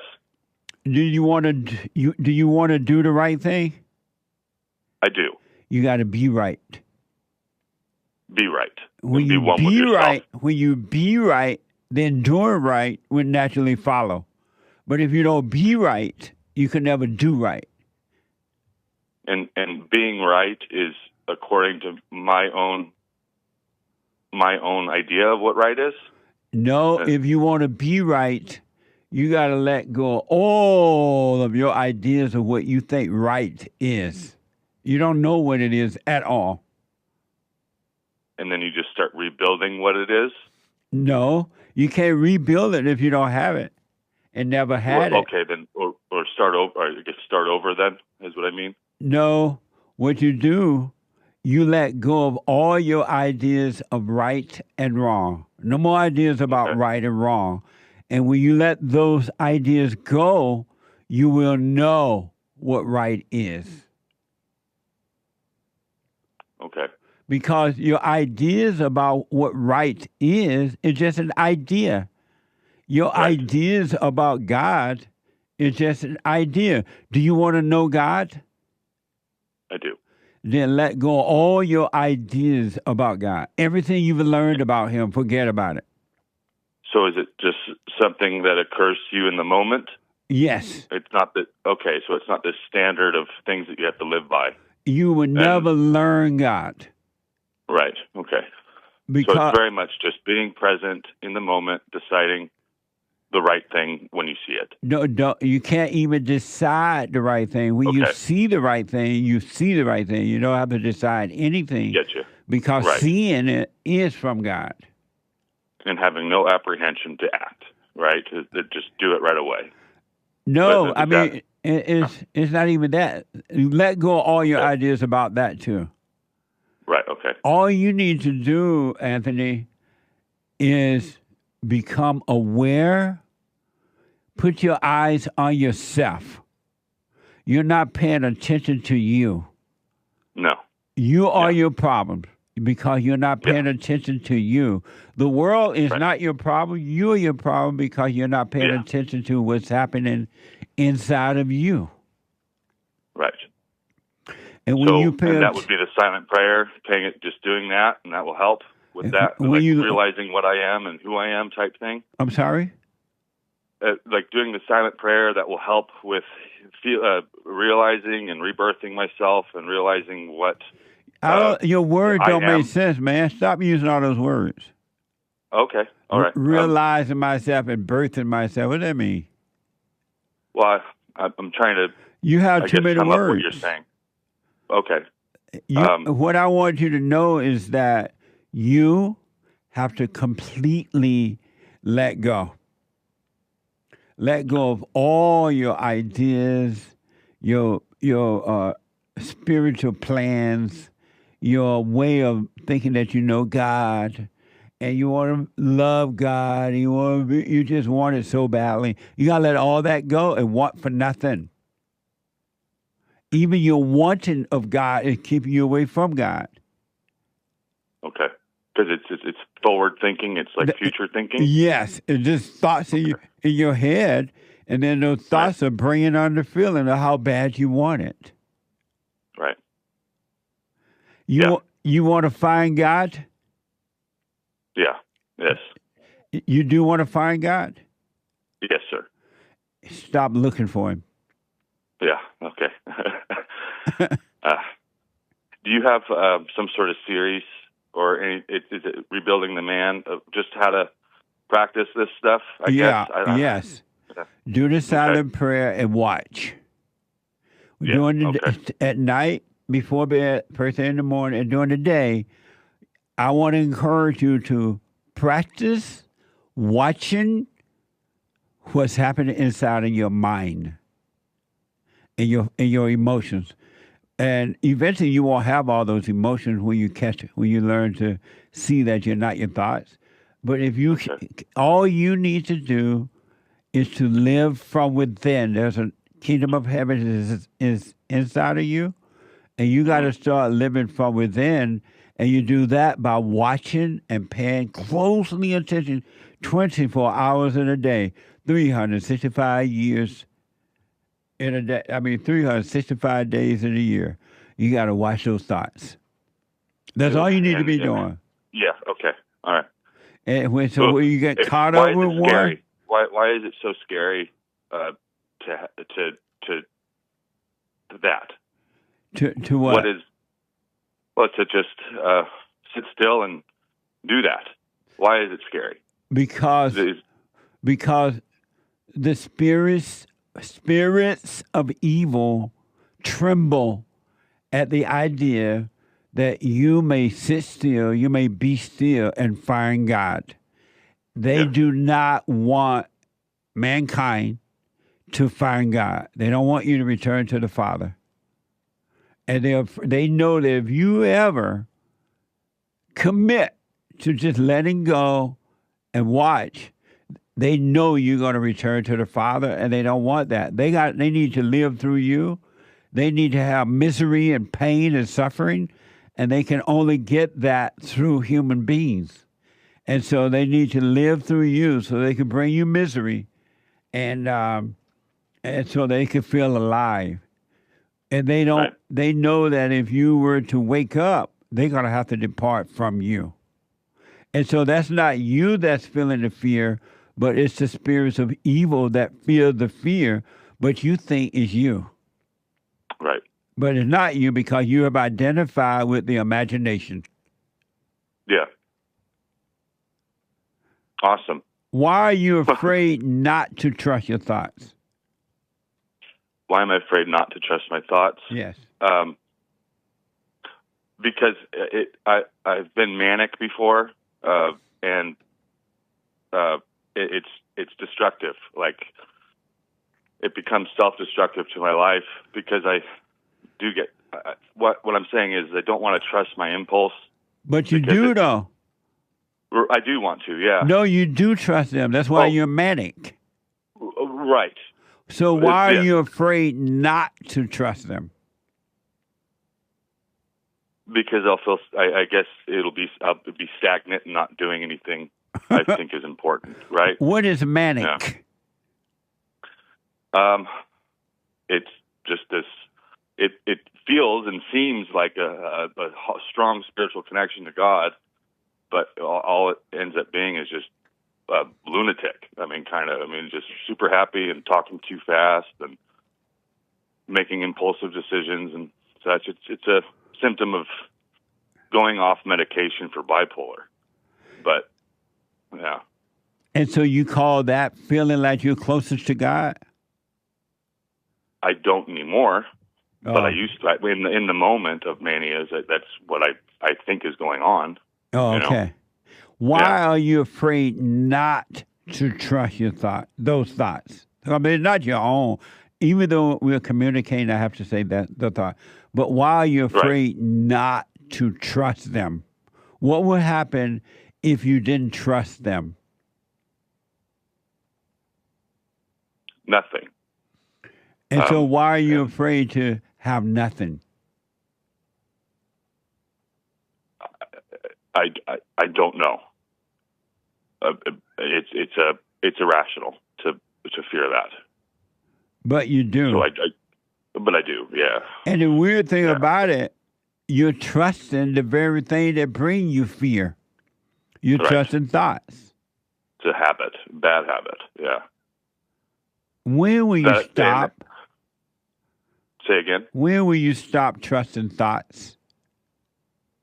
I'm going to do it right now. Yeah, but it's so scary, Jesse, and it makes total sense of why it would be. And what does the scary feel like? It's a doubt, it's a fear of that it'll be a worthwhile time, right? And where are you getting those ideas from right now? The enemy, right? Or it's from myself. It's my own. It's from the thought, but it's not. Right? You believe in the thought that if you don't trust me, then something's going to happen. If you don't trust me, you'll be a manic. They're telling you're consulting with the enemy inside your imagination. Yeah. It's this. Yeah. Yep. Absolutely. And yeah, it is. It's retraining my brain to not to consolidate or confine those thoughts. Is that what is the word? I'm sorry. To get rid of those thoughts. Never mind. But yes, yeah. Calm down, man. I know. Yeah. Calm down. Take a breath. Yeah. So let me ask. If your parents had never named you, let's say that you were born, right? And your father and mother never gave you a name. Nobody ever attached the name Anthony onto you. Who would you be?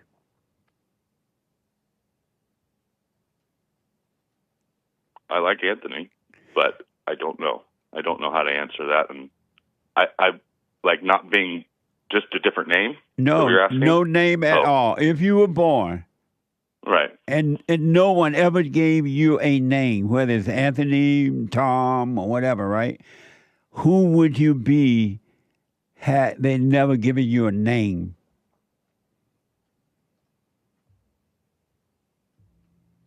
Myself. I don't like another name. I don't know how to. I would be the same person. You would be what same person? I would be the same person, just not with the name Anthony. How you know you would be the same person? I don't know. And so why are you saying that? I'm just, I guess what I would say is I don't know. Right, you don't know. Yeah, because the moment they named you, the moment they gave you a name, you identify with that name as Anthony, and you became Anthony, and you've been screwed up ever since. Yeah. And the point is, you got to stop identifying with anything or anyone. Don't identify with people, places, or things, names, or anything. Yeah. Don't identify with Christianity. It's a false identity. It's just become an identity, and it's just another false identity. Why do you need any identity at all? I don't, and it's very true. I love that. Yeah.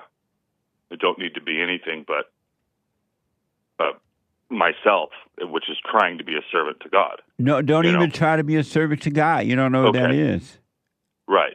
Because the moment you say, I'm going to try to be a servant to the Lord, now you're in your head trying to figure out how to be a servant.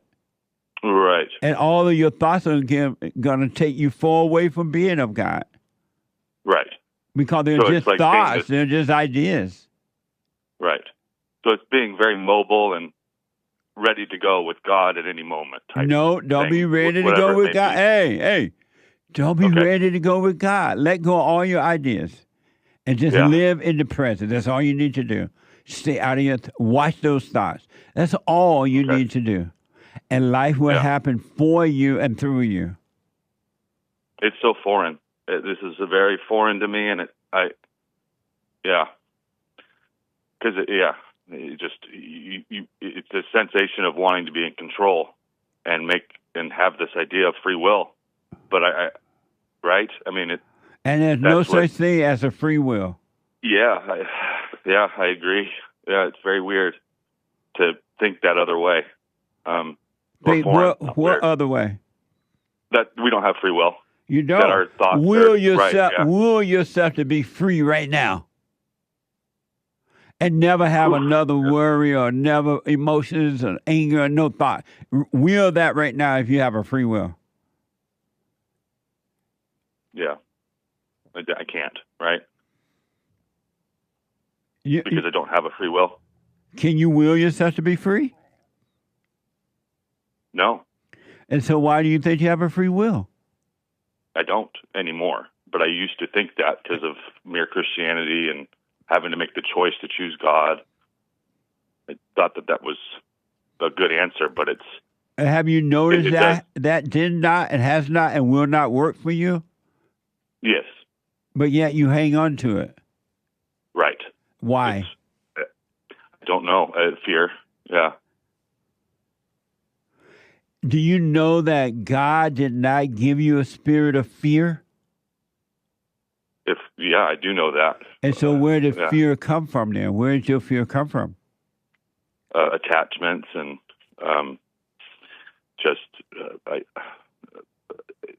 wanting, loving my parents and my family, and and wanting to appease. Let it all go, man. Yeah. How old are you, Anthony? I'm 33. Oh, okay. 34 tomorrow. Oh, amazing. But today you're 33? Yeah. Amazing. Thank you. I'm sorry, I have to change that. When you were trying to get that guy to look at your socks of Donald Great White Hope on there, I don't think I've laughed so hard at your show ever. When you're trying to get him to look at your socks, but look at him.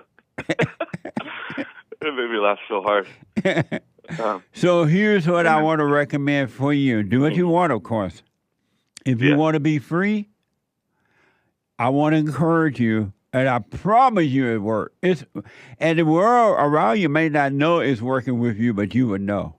Let go of all your ideas. I want you to surrender completely to the thoughts. Just watch them.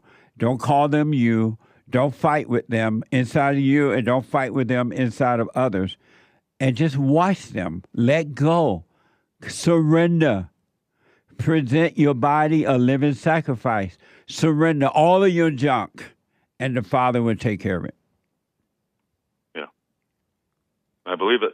I'm going to do it right after we get off the phone. And stay with this. Are you doing the prayer? I've attempted to do it, but it's so hard for me to sit still, and it's a bunch of just excuses and doubts and stuff. But I've felt that sensation before, and I keep generalizing and summing up that I know what's going to happen. But I have not done it yet. I'm going to do it. I have it on my phone, though, ready to go. It's the last thing that evil want you to do. It want you to hoop and holler. It wants you to read the Bible. It want you to know Jesus, but it doesn't want you to sit still so you can be free. Yeah. It doesn't want you to be saved by Jesus. Yeah. So make sure you do it, Anthony. I will. Thank you, Jordan. Jesse, excuse me. Jordan? That's the white Jordan man. Peterson, right? That's the white guy. Sorry about that. Yeah. No, I'm playing. God bless you, Jordan. I mean, Jesse, gosh dang it. God bless you, man. What you're doing is awesome, hilarious, incredible, and, of course, amazing, man. Thank you so much, man. You're welcome, but I want to encourage you to start. All you need to do, hear me clear. Yeah. Clearly. All you need to do is watch. There's nothing else to do. There's literally nothing else. Go about your daily life, doing your worldly stuff, like going to work and having meals and talking to folks and all that. But all you need to do is watch the thoughts. Right. And just watch them. Don't call the good one you or the bad one you. They're not you. All you need to do is watch them so that you can have and the Father will give you a clear mind. It will quiet down, is what you're saying. They're going to quiet down, and then He's going to take all the thoughts away from you. Awesome. Okay. Because those thoughts are evil spirits in the mind. Yeah. They're in the mind. Yeah, oh yeah, yeah. And you need to overcome that. Yeah.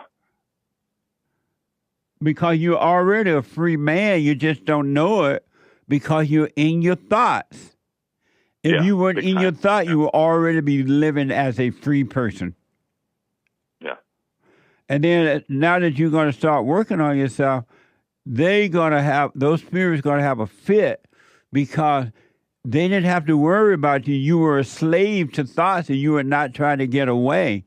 But now that you're going to try to get away from them by watching them, because you're a slave who is aware that you're a slave and now you're fighting to be made free, they're going to have a fit, but you just watch and do nothing about it. Just watch. Okay. All right?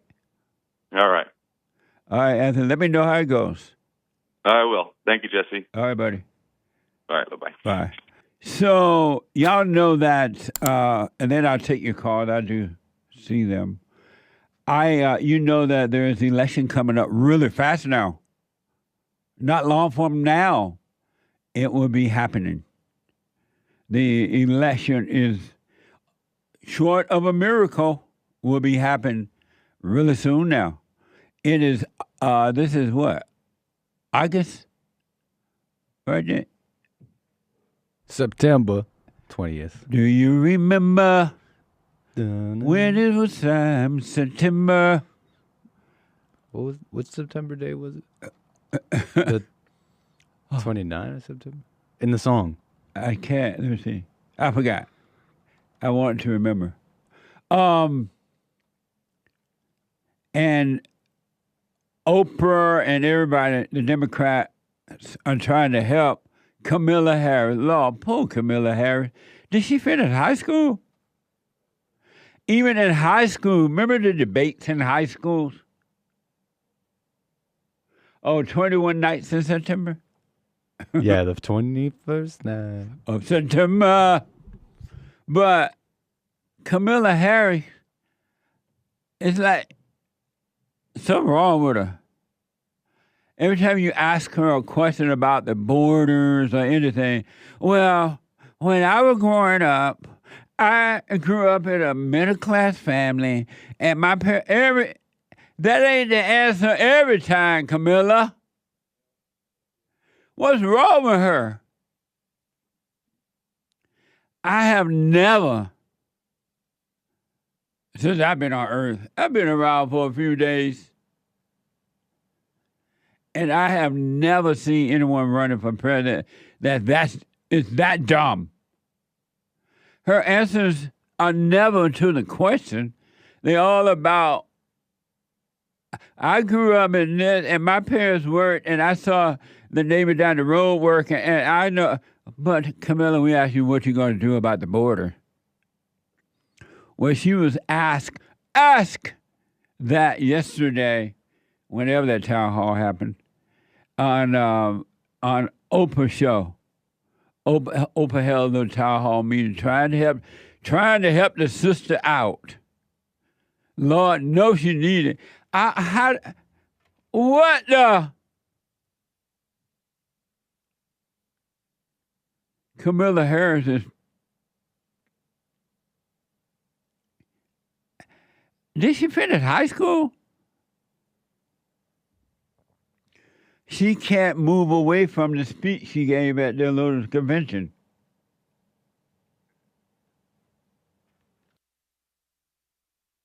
And she says the same thing.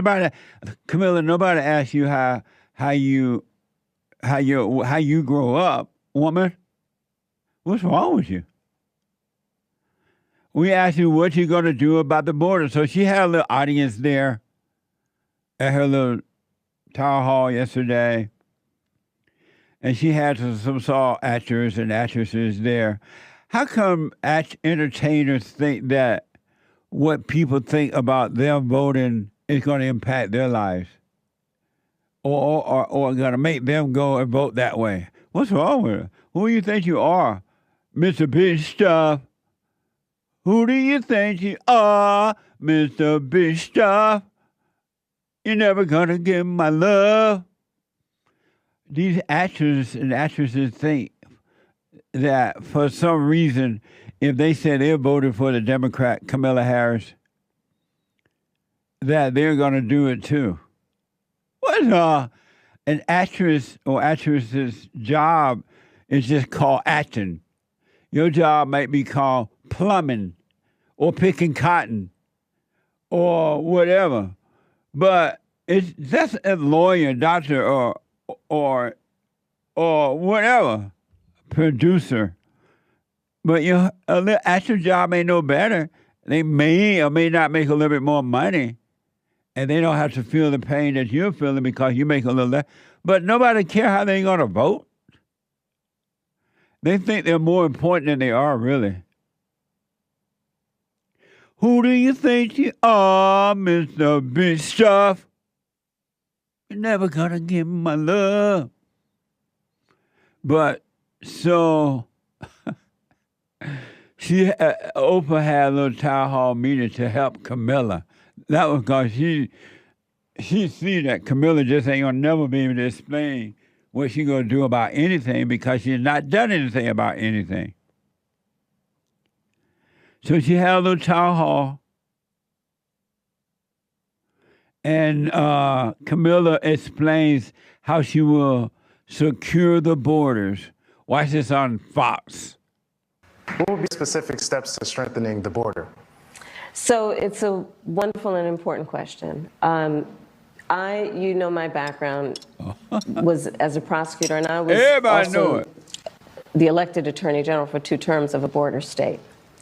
So this is not a theoretical issue for me. This is something I've actually worked on. Okay. I have prosecuted transnational criminal organizations for the trafficking of guns, drugs, and human beings. That's not what he asked you, I dummy. take very seriously the importance of having a secure border and ensuring the safety of the American people. Blame the Republican. Sadly, where we are now can be traced most recently back to the fact that when the United States Congress, members of the Congress, including some of the most conservative Republicans, came up with a border security bill.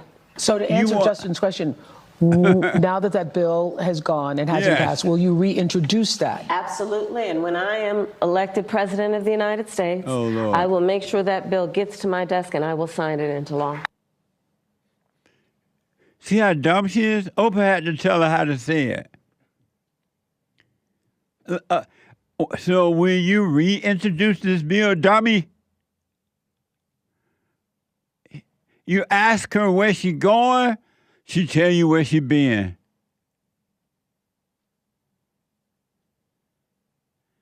And you want this for your president? I don't believe anyone really wants it. I just think people playing.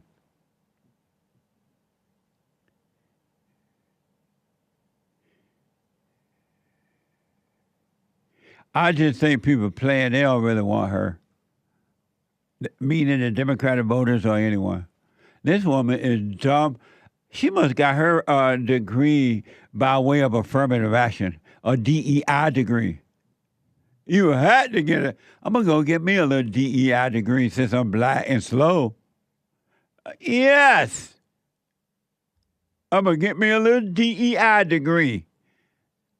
All you got to do is be black. Oprah had to help her. That's what that town hall meeting was about. Lord, let me try to help this woman. This woman cannot tell you anything.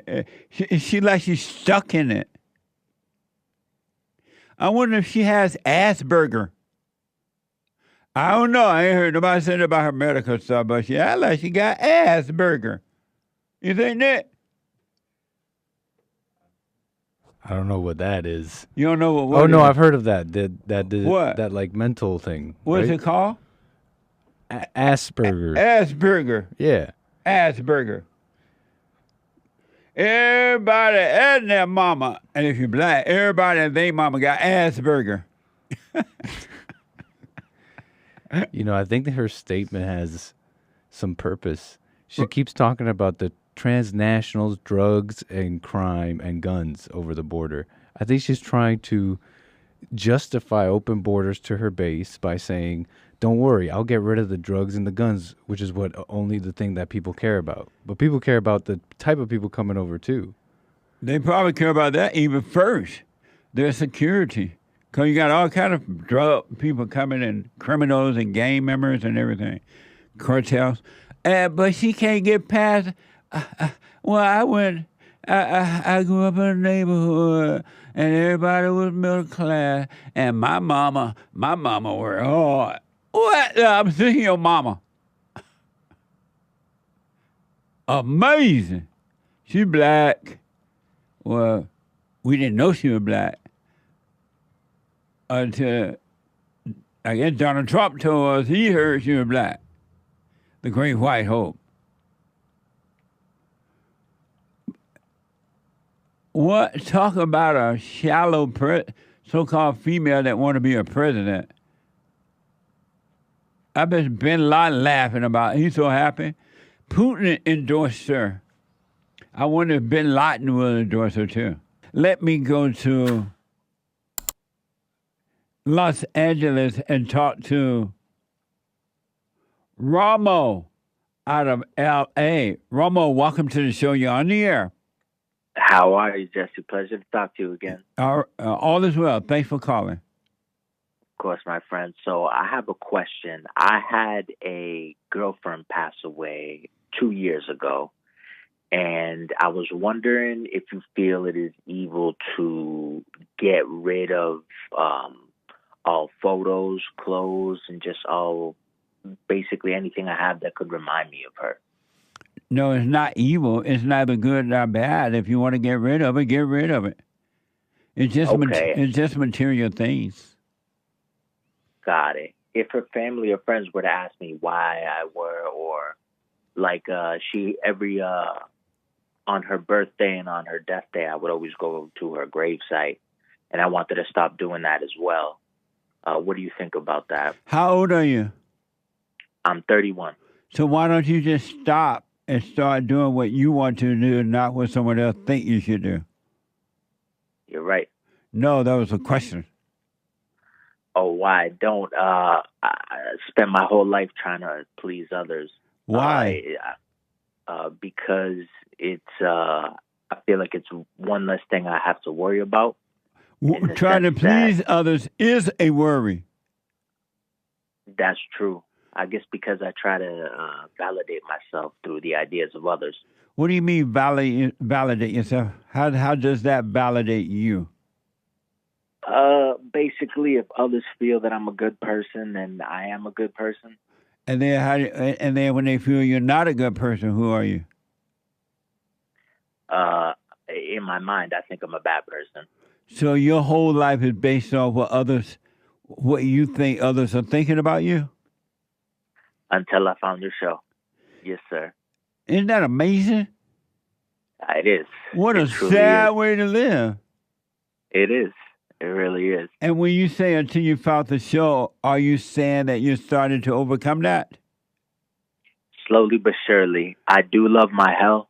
I have difficulty forgiving my parents. You haven't done that yet? No. And why not? So my father, I have no way to contact him. I have no idea where he's gone. With my mother, I harbor a lot of hatred towards her for turning me. Because she turned me into her. A lot of my rage comes from her. Yeah. I find myself acting the same way she acted when I was little towards me, to others, you know. And so knowing that, and knowing that she can't help herself just as you can't help yourself that now, and you do become like what you hate, that's for sure. All men, there's not one, all men are just like their mothers. Do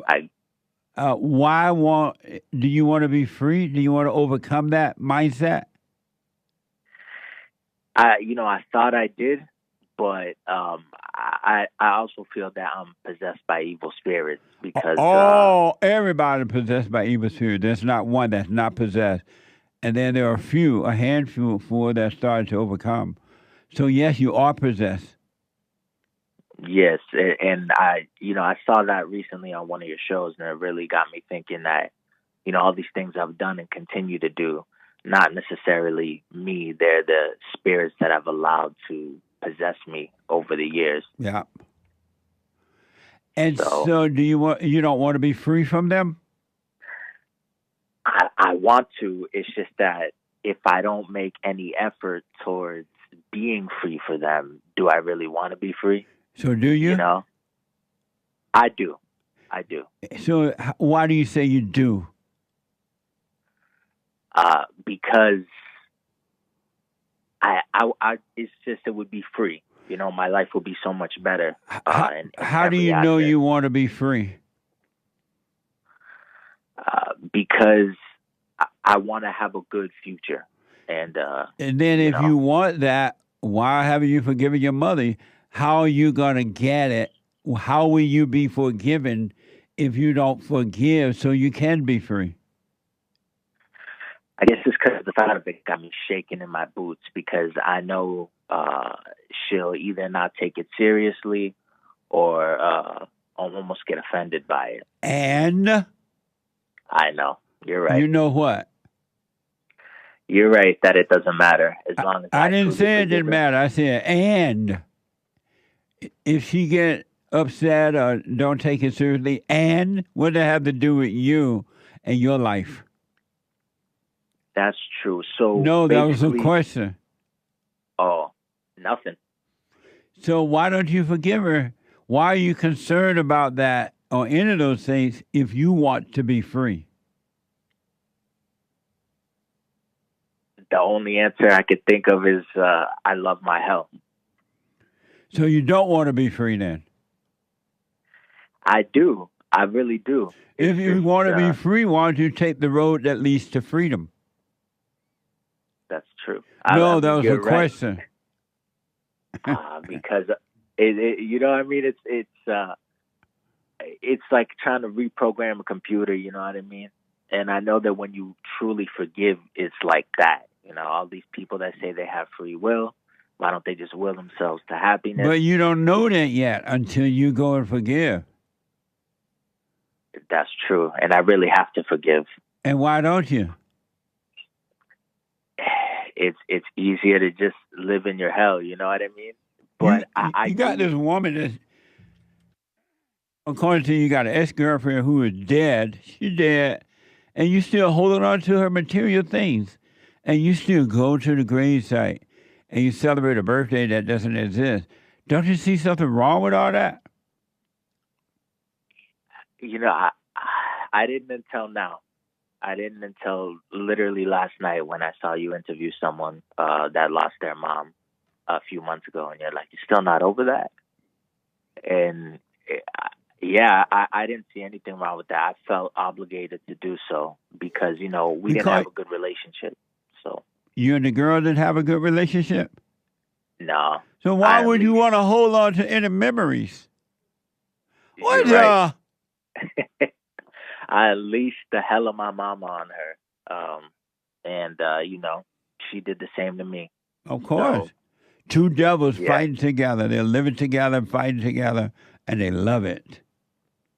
It's true. So I got to run, but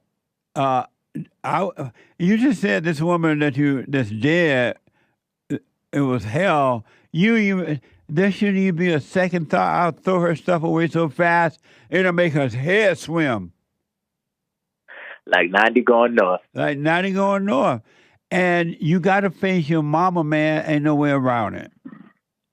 I hear you. And I just have one question. Is it okay to wait until a parent is dead to forgive them? I wouldn't wait. Why wait? You want to face them while they're alive so that you can overcome your fears. You're right. Is your mama going to whoop you or something? No, those days are done. But, yeah, those days are done, thankfully. You have kids? No, sir. So it's up to you, but you're never going to be free until you can forgive. When you forgive, God will forgive you, change your heart, and give you a life that you were created to have. But it's not going to happen until you face your mother. Don't wait until your mama die. You deal with her now. You don't need your mama. But you're never going to be able to deal with anyone, including men or women, at work or anywhere until you can deal with your mama. You face your mama, you'll be able to face the world with perfect love. I'm with you, Jesse. Thank you. Let me know how it goes. I will, brother. Thank you. All right, buddy. What a mess! Men and women around the world, all men and all women, you got to overcome, if you want to be free, you got to forgive your mama and your daddy.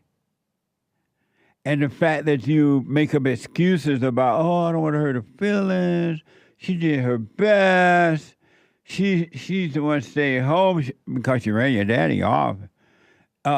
Or she might get mad, or she might not understand. That's the devil telling you that. Because he doesn't want you to be free.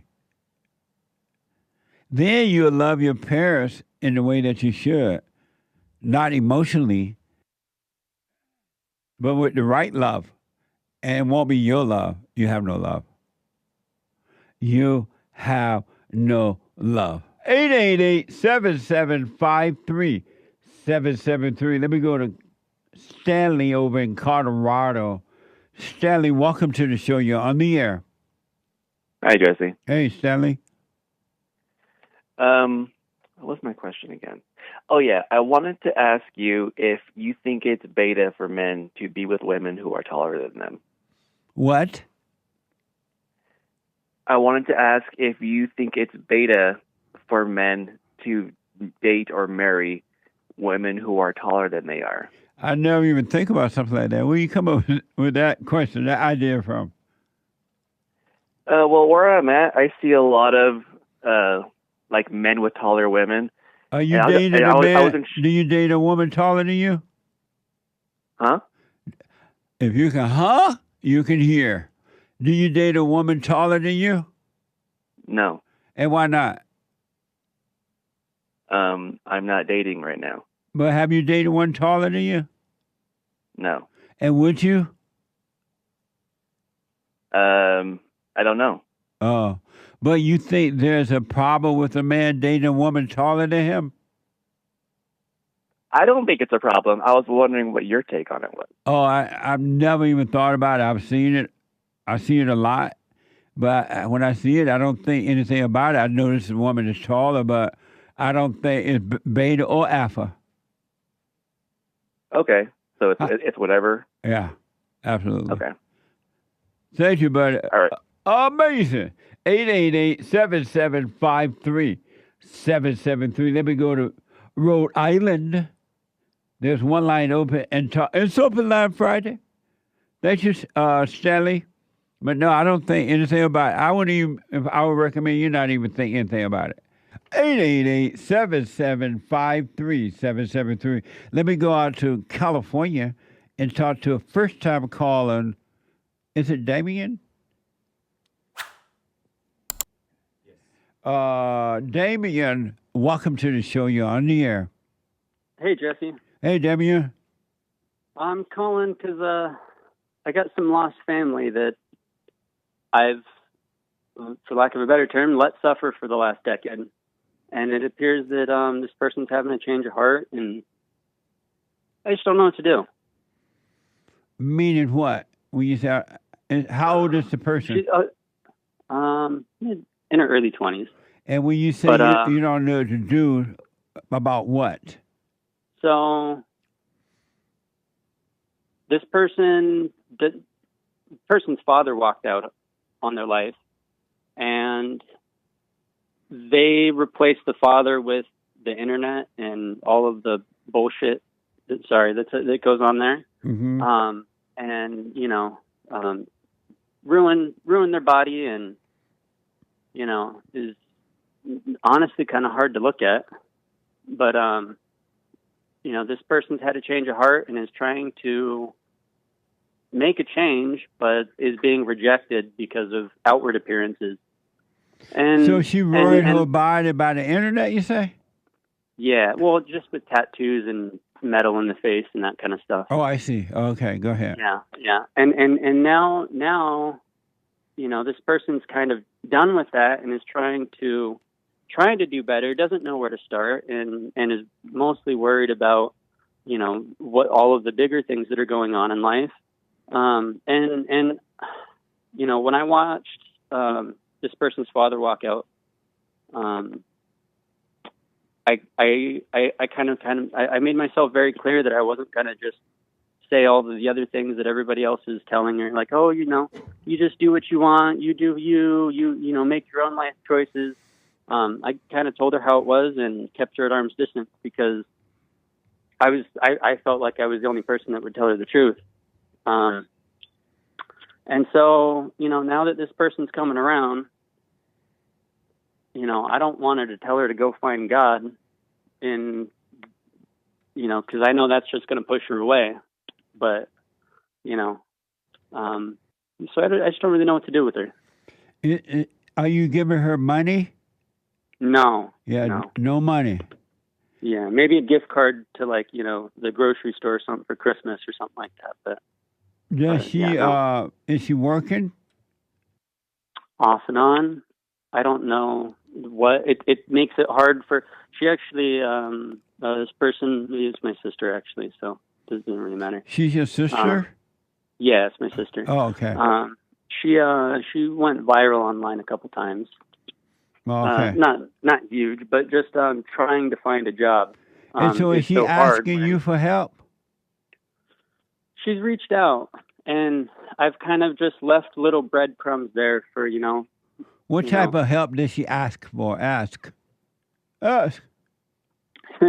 She doesn't, she only comes to me when, things are, melting down, catastrophic. Well, let me just say this. You can't help her. Yeah. And if she come to you for a material thing, don't let her move in with you and all that, because she will destroy you. No. Oh yeah, 100%. I am. Yeah. And so if she comes to you for help, just say, I suggest you drop your anger. If you want to start feeling better, you want to start seeing things clearer, you got to drop your anger. Encourage her to start working on herself. And if she started doing that, her life would take off. If not, you have to just let her suffer. Yeah, it makes so sense. She was so hurt by her father that really she needs to go forgive her mom. Yeah. She needs to go forgive her dad. Yeah. And, that's all you can do. Otherwise, if you do anything else, she will destroy you. Yeah. Well, we're pretty far separated enough that that's not going to happen. Oh, but, okay. Well, tell her. I still worry about her. Why do you worry about her? What does that mean? Well, she's my sister, and why do you worry about her though? Well, I worry about everyone. Why? But I worry about her because, I don't worry about people. I just hope that she does well. And why do you hope that? Why? Uh-huh. Because there's so much needless suffering in our lives that doesn't need to be there. But suppose you're hoping that for her, and she's not hoping that for herself. She may love her misery. Yeah. You're right. And that's why for the last decade, I've more or less kept her at arm's length. Yeah. So you just wish her well in your heart, meaning don't resent her. But you may be worried and hoping for something that she doesn't even want. Yeah. I guess my question is, how do I just tell her to forgive? Yeah, say, hey, you need to start working on your anger. If you want to feel better and see better, or see better and feel better, you got to start working on your anger. Forgive your mother, forgive your father, do the silent prayer, and then see where she takes that. If she doesn't start working on that, there's nothing you can do for her.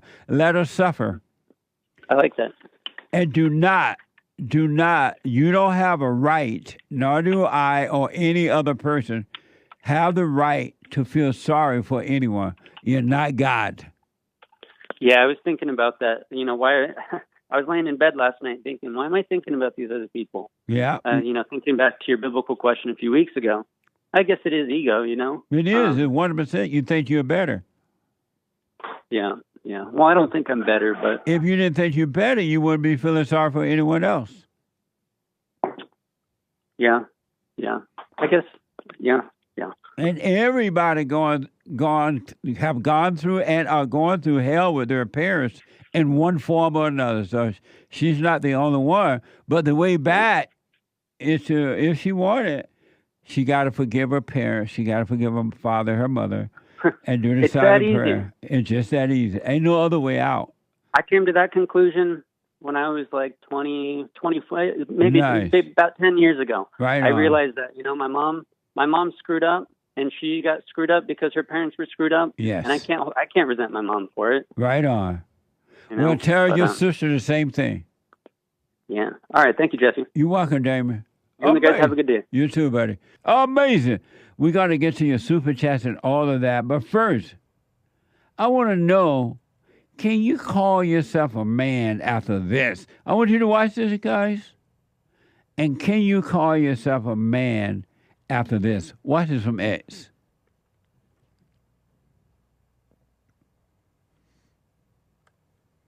Listen to the rhythm of the falling rain, telling me.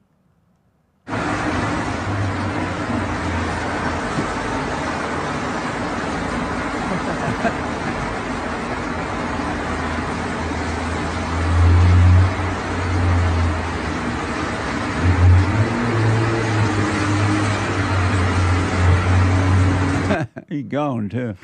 Tell the people what that didn't see it, but they heard it.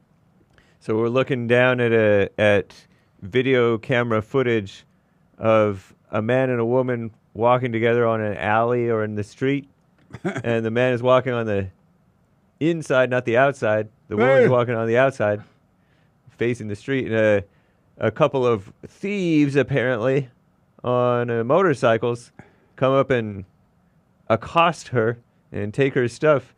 And as they're coming up to accost her, you see the man running away.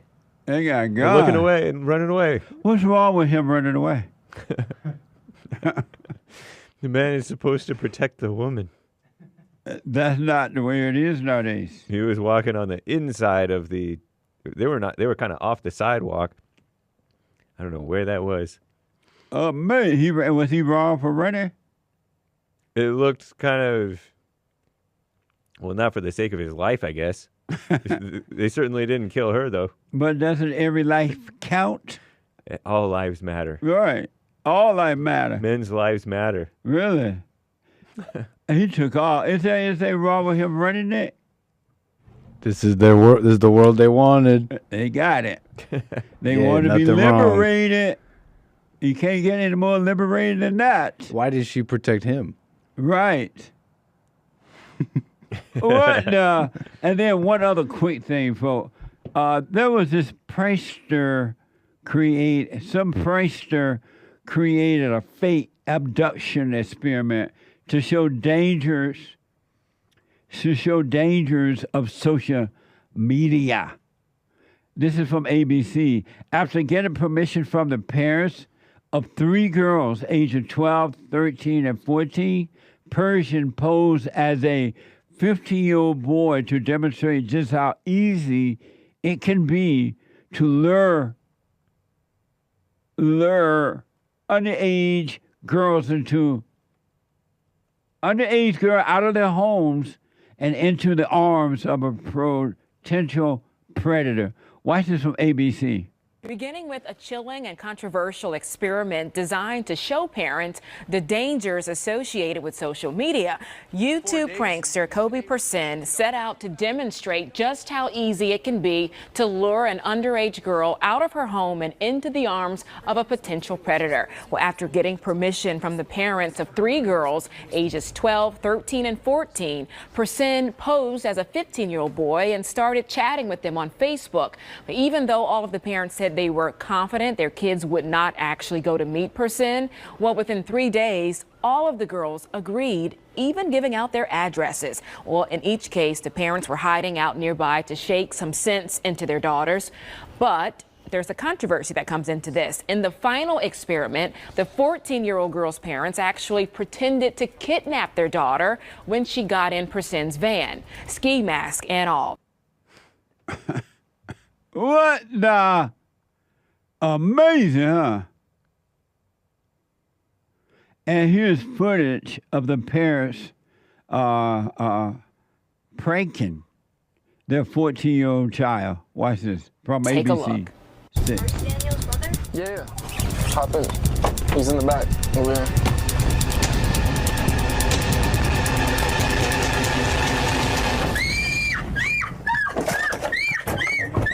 Jenna, stop it, your mother and father. Jenna. Look, turn around. Turn around. Turn around. Pretty intense, you can see, right? Though the girls will likely never repeat that mistake again, many critics feel that it was not necessary to traumatize a child like that, even if the lesson is critically important. Well, the trauma going to come from the mama overreacting to it as well. You see how the mama looks like she's yelling at it in the background. Yep. What do you think about that? Evil parents, misguided. That they pranked the little girl like that. It's ridiculous. They traumatized that gal. And they'd already done that before, like you said. But even in the truck there, the back of the truck, looked like the mother was still yelling at her. Yeah. Nick, what do you think about that? Yeah, it's a little unfair too, because I've seen this before. It's a little old. This guy's a YouTuber, and they kind of set it up perfectly. Mm-hmm. So he had information of the kids because he was working with the parents, so he was able to like really get in there in a way that most people wouldn't, I think. But you know what I mean? So it's like dramatized for YouTube. But isn't the kid that girl that we saw? Won't she be traumatized for the rest of her life? She's gonna be like afraid to go out of the house now. She'll be right, she'll be afraid to be around her parents. Right. And the thing that they were worried about didn't even happen. It was the parents doing this stuff that traumatized her. She wasn't even traumatized by some predator. Can I tell on Nick? Yeah. He's hiding right now. Oh, yeah. Oh. His name is Hassan. No. I keep thinking I'm just going to talk for a second, and then I talk more. And now I'm part of the show. Nice. So you think she'll be traumatized? Yeah. Well, if y'all think that's bad, white people need to take care of their country and take their country back. Because in Britain, Christians are forced to listen to Allahu Akbar prayer every day. They're called, you know how they do that thing? They go out and make all that loud noise, waking up everybody. 5 times a day. Yeah, like, whatever they be saying. Well, I think it's already happened in America, like in Detroit and places like that. But in Britain, there's Christians are forced to listen to it. This is from X. British Christians in Leicester are forced to listen to Islam call to prayer to Allah from a mosque 6 times a day. 6? What the? Hey, that might be praying in the world.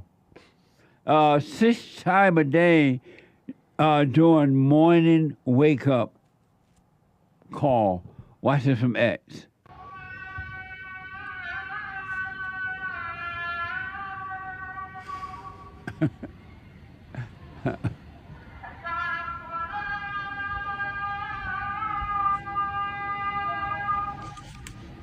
That's nice. Here you are trying to sleep.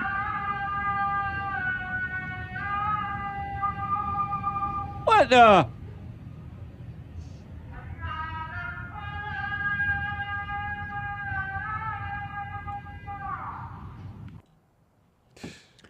Can you imagine in your own country, your white country,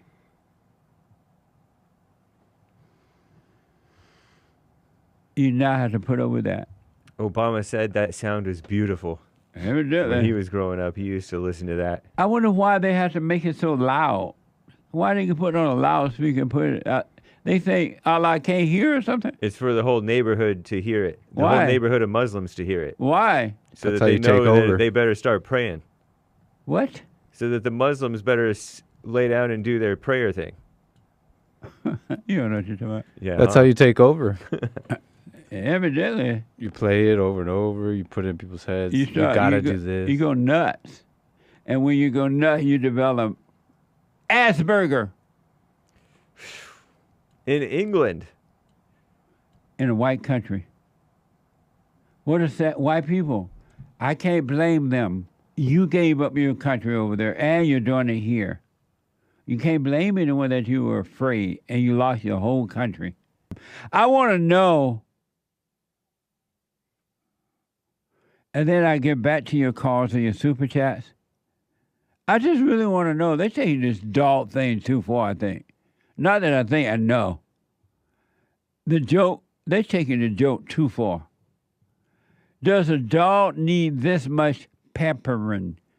Watch this from TikTok.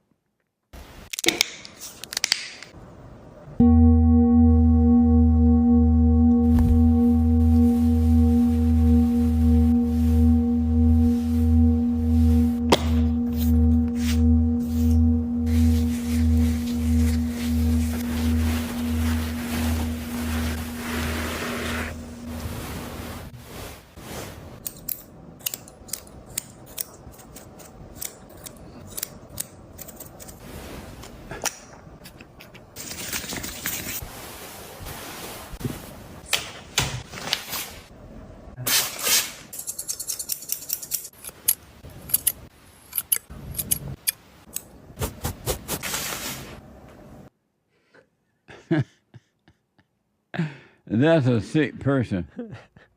Believe me, unless they're just doing that to get numbers on the internet or something. That is insane if it's real. Now you don't know if this stuff is real or not. I just don't believe it. I just don't think it would go this far. It's probably TikTok. Don't you think hate? I mean, do you think hate? Yeah. It has to be a TikTok thing, huh? No, they do that, I think. There are people who take really good care of their cars and really good care of their dogs. Not that good care, though. I'm jealous of that dog, to be honest. Everybody in the world is. Although, I don't really trust their scissors. I'm being told that people really do this. I don't know if that's real, but people really do this. Omid is telling me, my PR guy, the groomer wanted to charge me an extra $25 every time to do this. Why would you even take a dog to a dog groom?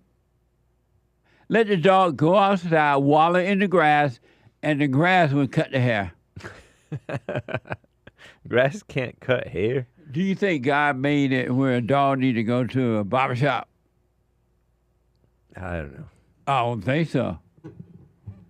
The dog got everything already on him to take care of himself. What a mess. 888-7753. 773-888-77. Jesse. Let me go to Romania. Is that right? Yep. And talk to Josh. Josh, welcome to the show. You're on the air. Hi, Jesse. Thank you Josh. for having me on. Yes, sir. So I have a quick question for you. What do you think happens when we drop the body and we are in hell here on earth? Like, we didn't let go of the anger and we have fear and we drop the body. Like, do we still hold on to that hell? Yeah, you're stuck in hell. You have no way out. Because the way you drop your body is where you're stuck. If you drop your body with perfect love, no anger and free, you'll live in perfect peace. But if you drop your body in anger, you're stuck in hell. Because anyone that has hell right now, while they live, they're already living in hell. So if you drop the body with hell, is there something you can do to, I don't know, transcend the hell or something? No, you're stuck. Wow. Well, all right, man. That was it. All right, drop your anger. Yeah, I'm working on it. All right. Thank you, Josh. Thank you. All right. Have a good one. Bye now.